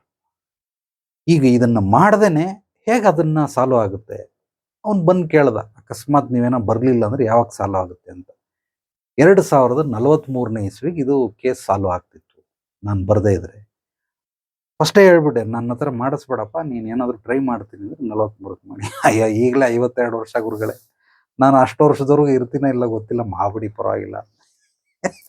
ಹಂಗಾಗಿ ಬಂದಾಗ ಕೂತ್ಕೊಂಡ, ಏನೋ ಹೇಳಿದೆ, ಒಂದಷ್ಟೆಲ್ಲ ಐಡೆಂಟಿಫೈ ಮಾಡಿ ಕರೆದು ಸಾಲ್ವ್ ಮಾಡಿಕೊಡ್ಬೇಕು. ಬಟ್ ಏನೂ ಮಾಡ್ದಿದ್ರ ಸಾಲ್ವ್ ಮಾಡು ಅಂದರೆ ಬರೋದಿಲ್ಲ. ಇಲ್ಲೆಲ್ಲ ಪಾಪ ಬರೋರೆಲ್ಲ ಕೊಳ್ಳೆ ಹೊಡೆದ್ಮೇಲೆ ಊರು ಬಾಕ್ಲು ಆಗ್ತದೆ ಅಂತವ್ರೆ 90 ಜನ ಬರೋದು. ಒಂದು 10 ಜನ ಮುನ್ನೆಚ್ಚರಿಕೆಯಿಂದ ಮಾರ್ಗದರ್ಶನ ತಗೊಳ್ಳೋಕ್ಕೆ ಅಂತ ಬರ್ತಾರೆ. ಒಂದು 10 ಜನ ಅಷ್ಟೇ, 10%. 100ರಲ್ಲಿ 10%. ಇನ್ನು ಮಿಕ್ಕಿದವರೆಲ್ಲ ಕೊಳ್ಳೆ ಹೊಡೆದ್ಮೇಲೆ ಊರು ಬಾಕ್ಲು ಹಾಕಿದವರು. ಸಿಕ್ಕಾಪಟ್ಟೆ ಸಮಸ್ಯೆಗಳಿರ್ತವೆ. ಆ ಸಮಸ್ಯೆಗಳಲ್ಲಿ 70-80 ಜನ ಬರೋದೇ ಇಲ್ಲ. ಯಾಕೆಂದರೆ ಅವ್ರಿಗೆಲ್ಲ ಮ್ಯಾಜಿಕ್ ಬೇಕು. ಸೊ ಮೂಲವಾಗಿ ಸಮಸ್ಯೆಗಳು ಹೇಗೆ ಬಗೆಹರಿತವೆ ಅದನ್ನು ನೈಜವಾಗಿ ಹೇಳಿದ್ರಾಗಲ್ಲ. ಮ್ಯಾಜಿಕ್ ಓಂ ಚೂಮ್ ಬ್ರೀಮ್ ಅಂದ್ಬಿಟ್ಟು ಅವ್ರಿಗೆ ಒಂದು ವಾರದಲ್ಲಿ, ಒಂದು ತಿಂಗಳಲ್ಲಿ, ಒಂದು ತಿಂಗಳು ಕಾಯಕ್ಕೆ ರೆಡಿ ಇಲ್ಲ, 3-4 ದಿವಸದಲ್ಲಿ ರೆಡಿ ಆಗ್ಬಿಡ್ಬೇಕು. ಸೊ ಗಂಡ ಹೆಂಡತಿ ಆಸ್ತಿ ಪಾಸ್ತಿ ಒಂದು 7 ಕೋಟಿ ರೂಪಾಯಿ ಆಸ್ತಿ, ಹೆಂಡತಿ ಹತ್ರ ಜಗಳ ಮಾಡ್ಕೊಂಡು ಎಲ್ಲ ತವ್ರ ಮನೆಗೆ ಅವ್ರ ಅಣ್ಣಂಗೆ ಅಕ್ಕನಿಗೆ ಬರೆದು ಬಿಡೋಕ್ಕೆ ಹೋಗ್ಬಿಟ್ಟವ್ನು, ರೆಡಿ ಆಗ್ಬಿಟ್ಟವನು. ನನ್ನ ಹತ್ರ ಬಂದವಳು, ಅವನ್ನೆಲ್ಲ ಆಸ್ತಿ ಪಾಸ್ತಿ ದಾನ ಮಾಡಿಬಿಟ್ರೆ ನಮಗೇನು ಸಿಗೋದಿಲ್ಲ, ನನ್ನ ಹೆಸರಲ್ಲಿ ಏನೂ ಇಲ್ಲ, ದಯವಿಟ್ಟು ಏನಾದರೂ ಸಹಾಯ ಮಾಡಿ, ಇಂಥದ್ದು ಮಾಡ್ಕೊಂಡು ಬಾ ಅಂದರೆ ತಿರ್ಗಾ ಬರಬೇಕಾ ಅಂತ ಕೇಳ್ತಾಳೆ. ಅಯ್ಯೋ ದೇವ್ರೆ, ಎಂಥ ಮನಸ್ಥಿತಿ ಅಂದರೆ 7 ಕೋಟಿ ರೂಪಾಯಿ ಸಮಸ್ಯೆಗಳನ್ನು ಒಂದು ಸಲ ಬಂದು ಸಮಸ್ಯೆನ ಬಗೆಹರಿಸ್ಕೊಂಡ್ಬಿಡ್ಬೇಕು. ಹಿಂಗೆ ಅನ್ನೋ ಅಷ್ಟರಲ್ಲಿ ವಾಸಿ ಆಗ್ಬಿಡ್ತಾವ. ಹೋಗಮ್ಮ, ಇನ್ಮೇಲೆ ನಿನ್ನ ಗಂಡ ಏನು ಮಾಡಲ್ಲ, ಎಲ್ಲ ನಿನ್ನ ಹೆಸರಲ್ಲೇ ಇರ್ತದೆ. ಸೊ ತಿರ್ಗಾ ಬರಬೇಕಾ ಅಂತ ಕೇಳ್ತಾಳೆ. ಬೇಡ ತಾಯಿ, ಇನ್ನೊಂದ್ಸಲ ಜೀವಮಾನ ಇರೋವರೆಗೂ ನೀನು ಬರಬೇಡ, ಮುಂದಿನ ಜನ್ಮಕ್ಕೂ ಸಿಗಬೇಡ, ಹೋಗಿ ರೈಟ್ ಹೇಳು ಅಂತ ಅಂದ್ಬಿಟ್ಟು ಕಳಿಸ್ಬಿಟ್ಟೆ. ಸೊ 7 ಕೋಟಿ ರೂಪಾಯಿ ಸಮಸ್ಯೆ ತಿರ್ಗಾ ಏನೋ ಹೇಳ್ಬಿಟ್ಟು ಮಾಡ್ಕೊಂಡು ಬಾ ಅಂದರೆ ತಿರ್ಗಾ ಬರಬೇಕಾ ಅಲ್ಲಿಂದ ಇಲ್ಲಿಗೆ ಅಂತ ಕೇಳ್ತಾಳೆ. ಬರ್ದೇನೆ ಸಾಲ್ವ್ ಆಗ್ಬಿಡ್ತದ 7 ಕೋಟಿ ರೂಪಾಯಿ ಸಮಸ್ಯೆ? ನಿನ್ನ ಹತ್ರ ಸಾಲ್ವ್ ಮಾಡ್ಕೊಳ್ಳೋ ಕೆಪಾಸಿಟಿ ಇದ್ರೆ ಮಾಡ್ಕ, ನಿನ್ಗೆ ಗೊತ್ತಿರ್ತದೆ. ನನ್ನ ಹತ್ರ ಬರೋ ಅಂಥ ಅವಶ್ಯಕತೆ ಇಲ್ಲ. ನಾನು ಹೇಳ್ತಾ ಇದ್ದೀನಿ, ಖಂಡಿತವಾಗ್ಲೂ ಹಂಗೆ ಹೇಳ್ತಾನೆ, ಮಾಡಲ್ಲ, ಅದನ್ನು ಹೋಲ್ಡ್ ಮಾಡಿ. ಇಲ್ಲ ನಾವು ಮತ್ತೆ ಬರೋಕ್ಕಾಗಲ್ಲ, ಹಂಗೆ ಏನಾದ್ರು ಮಾಡ್ಕೊಡು, ರೈಟ್ ಹೇಳು ಅಷ್ಟೇ, ಹೊಡೆದು ಮಕ್ಕೊಡೋದಂಗೆ ಹೇಳ್ಬಿಟ್ಟು ಕಳಿಸ್ಬಿಟ್ರೆ ಮುಗಿದೋಯ್ತು. ಎನಿವೆ, ಸೊ ನಾನು ಈ ದಿನ ಸತ್ಸಂಗ ಕಾರ್ಯಕ್ರಮದಲ್ಲಿ ನಿಮಗೆ ಈ 9, 3, 6, 9ರ ಮೈಂಡ್ ಸೆಟ್ ಇರೋವಂಥ ವ್ಯಕ್ತಿಗಳನ್ನು ಹೇಳಿದ್ದೀನಿ. ಎಲ್ಲರದು ಹೇಳಿಲ್ಲ. ಯಾಕೆ ಬೆಳೆದಿಲ್ಲ, ಬೆಳೆದೇ ಇರೋದಕ್ಕೆ ಏನು ಕಾರಣ, ಯಾಕೆ ಬೆಳಿಬೇಕು, ಬೆಳಿಬೇಕಾದ್ರೆ ಏನೇನನ್ನ ನಿಮ್ಮ ಮೈಂಡ್ ಸೆಟ್ಟನ್ನು ಚೇಂಜ್ ಮಾಡ್ಕೊಳ್ಬೇಕು, ಕೆಲವೊಂದು ಉದಾಹರಣೆ ವಿವರಣೆಯೊಂದಿಗೆ ಸಂಕ್ಷಿಪ್ತವಾಗಿ ಎಲ್ಲವನ್ನು ತಿಳಿಸಿದ್ದೀನಿ. ಈ ಒಂದು ಸತ್ಸಂಗ ಕಾರ್ಯಕ್ರಮ ನಿಮ್ಗೆ ಅನುಕೂಲ ಆಗುತ್ತೆ ಅಂತ ತಿಳ್ಕೊಂಡಿದ್ದೀನಿ. ಸೊ ಎಲ್ಲವನ್ನ ಎನ್ಕ್ಯಾಶ್ ಮಾಡ್ಕೊಳ್ಳೋವಂಥ ವಿದ್ಯೆ ನಿಮ್ಮಲ್ಲಿ ಇರಬೇಕು. ಹೊರಗಡೆ ಏನು ಬೇಕಾದ್ರೂ ಸಿಗ್ತದೆ, ಅದನ್ನು ಪಾಪ ಈ ಕಿವಿಲಿ ಕೇಳಿ ಕಿವಿಲಿ ಬಿಟ್ಬಿಡ್ತಾರೆ. ಎನ್ಕ್ಯಾಶ್ ಮಾಡ್ಕೊಳ್ಳೋದು ವಿದ್ಯೆ ಗೊತ್ತಿಲ್ಲ. ನಾನು ಇದರಲ್ಲಿ ನೈಪುಣ್ಯತೆಯನ್ನು ಹೊಂದಿದ್ದೀನಿ, expert specialist, I am a mastery ಮಾಡಿಬಿಟ್ಟಿದ್ದೀನಿ ಇದರಲ್ಲಿ. ಏನನ್ನು ಬೇಕಾದರೂ ಎನ್ಕ್ಯಾಶ್ ಮಾಡ್ಕೊತೀನಿ ನಾನು. ಯಾರೋ ನೆಗೆಟಿವ್ ಕಾಮೆಂಟ್ ಆಗ್ತಾನೆ, ನಾನು ನೆಗೆಟಿವ್ ಕಾಮೆಂಟಿಂದನೂ ಎನ್ಕ್ಯಾಶ್ ಮಾಡ್ಕೊತೀನಿ, ನನಗದು ಗೊತ್ತಿದೆ. ಏನು ಮಾಡಿದ್ರು, ನನಗೆ ಯಾರು ಏನೇ ಮಾಡಿದ್ರು ಕೂಡ ಅದರಿಂದ ನಾನು ಎನ್ಕ್ಯಾಶ್ ಮಾಡ್ಕೊಳ್ಳೋ ಅಂಥ ವಿದ್ಯೆ ನಾನು ಕಲ್ತ್ಕೊಂಡಿದ್ದೀನಿ. ಅದಕ್ಕೆ ಸೂಪರ್, ಎಕ್ಸ್ಟ್ರಾರ್ಡಿನರಿ, ಅದರಲ್ಲಿ ನಾನು ಕಿಂಗು. ಇಲ್ಲಿ ಬರೋರ್ಗೂ ಕೂಡ ಅದನ್ನೇ ಕಲಿಸ್ಕೊಳ್ಳೋದು. ಯಾಕೆ ಒಳ್ಳೆ ನರ್ಪೆತ್ಲು ನಾರಾಯಣ ಥರ ಹಂಗೆ ಬಾಯಿ ಬಡ್ಕೊಂಡಿದ್ಯಾ, ಅವ್ನು ಯಾವನ ಬೈತವನು, ಹೋಗಿ ಹೋಗಿ ಎಕ್ಸ್ಟ್ರಾ ಬೈಸ್ಕೊಂಬ ಅಂತ. ಸೊ ಫುಲ್ ಹೋದ, ಬೈಸ್ಕೊಂಡ, ಭಾಳ ಖುಷಿ ಆಯ್ತು ಗುರುಗಳೇ ಅಂತ. ಮುಂಚೆ ಬೈದಿದ್ದಕ್ಕೆ ನನ್ನ ಹತ್ರ ಬಂದವನೇ, ಅವ್ನು ಬೈತಾವನೆ ಅಂತ, ಈಗ ಬೈಸ್ಕೊಂಡಿದ್ದಕ್ಕೆ ಖುಷಿ ಆಯ್ತಂತೆ. ಸೊ ಹೆಂಗಿದ ಮೈಂಡ್ ಸೆಟ್ಟು, ಎನ್ಕ್ಯಾಶ್ ಮಾಡ್ಕೊಳ್ಳೋಂಥ ವಿದ್ಯೆಗಳು. ಅದಕ್ಕೋಸ್ಕರ ನಮ್ಮ ಗುರುಗಳು ಹೇಳ್ದಂಗೆ ಮುಂದೆ ಗುರಿ ಹಿಂದೆ ಗುರು. ಒಬ್ಬ ಸೂಕ್ತವಾದ ಗುರುಗಳು ಸಿಕ್ಕಿಬಿಟ್ರೆ ಅವನ ಏನು ಗಟ್ಟಿಗೆ ಪಾದ ಹಿಡ್ಕೊಂಬಿಡಿ, ಜನ್ಮಕ್ಕೂ ನೀನೇ ಸಿಕ್ಬಿಡಪ್ಪ ಅಂತ. ಖಂಡಿತವಾಗ್ಲಿ ಹೆಂಗೋ ಮಾಡಿ ಅವನು ಏನೋ ಮಾಡಿ ಉದ್ಧಾರ ಮಾಡೇ ಮಾಡ್ತಾನೆ. ಸೊ ಸುಮ್ಮನಂತೂ ಮಾಡೋದಿಲ್ಲ, ಕೆಲಸ ಮಾಡಬೇಕಾಗೆ, ಇನ್ನು ಕೆಲಸ ಮಾಡಬೇಕು. 10 ಎಕರೆ ಜಮೀನಿದೆ, ಎಲ್ಲ ಬೀಜ ಗೀಜ ಎಲ್ಲ ಇದೆ, ಎತ್ತಿನ ಗಾಡಿ, ಅವು ಏನು ಮಾಡಲಿಲ್ಲ, ಬೀಜನೇ ಹಾಕ್ಲಿಲ್ಲ, ನಾನು ಹೊಲನೇ ಒತ್ತಿಲ್ಲ ಅಂತಂದರೆ ಎಲ್ಲಿಂದ ಬರ್ತದೆ? ಬರೋದಕ್ಕೆ ಸಾಧ್ಯ ಇಲ್ಲ. ಸೊ ನಾನು ನಿನಗೆ ಮಾರ್ಗದರ್ಶನ ಅಂದರೆ ಎಲ್ಲ ಕೊಡ್ತೀನಿ. ಮೊದಲು ಭೂಮಿ ಹೂಳು, ಸೊ ಬೀಜ ಯಾವಾಗ ಹಾಕ್ಬೇಕು, ಎಷ್ಟು ಹಾಕ್ಬೇಕು, ಗೊಬ್ಬರ ಎಷ್ಟು ಹಾಕ್ಬೇಕು, ಏನೇನು ಹಾಕ್ಬೇಕು ಎಲ್ಲ ಹೇಳ್ಕೊಡೋ ಅಂಥದ್ದು ನನ್ನ ಕೆಲಸ. ಏನು ಮಾಡ್ದೇನೆ ಎಲ್ಲ ರೆಡಿ ಸುಮ್ಮ ಕೂತ್ಕೊಂಡಿದ್ರು, ವರ್ಷಾನುಗಟ್ಟಲೆ ಇಟ್ಕೊಂಡಿದ್ರು, ಒಂದು ಬೆಳೆ ಬೆಳೆಯೋದಿಲ್ಲ. ಓಕೆ, ಸೊ ಎನಿವೆ, ಸೊ ಸತ್ಸಂಗ ಕಾರ್ಯಕ್ರಮಕ್ಕೆ ಆಗಮಿಸಿ ಅತ್ಯದ್ಭುತವಾಗಿ ಗಮನ ಕೊಟ್ಟು ಆಲಿಸಿದ್ದೀರಾ. ಭಗವಂತ ನಿಮ್ಮೆಲ್ಲರಿಗೂ ಒಳ್ಳೇದು ಮಾಡಲಿ, ಎಲ್ರಿಗೂ ಒಳ್ಳೇದಾಗಲಿ. ನಾಳೆ ಮತ್ತೆ ಭೇಟಿಯಾಗೋಣ ಮತ್ತಷ್ಟು ಸತ್ವಭರಿತ ವಿಚಾರಗಳೊಂದಿಗೆ. ಎಲ್ಲರೊಳಗಡಗಿರುವ ಭಗವಂತನಿಗೆ ನನ್ನ ಭಕ್ತಿಪೂರ್ವ ಪ್ರಣಾಮಗಳು. ಸರ್ವೇ ಜನೋ ಸುಖಿನೋ ಭವಂತು. ಶುಭರಾತ್ರಿ. ಧನ್ಯವಾದಗಳು. ಶುಭವಾಗಲಿ ಎಲ್ರಿಗೂ.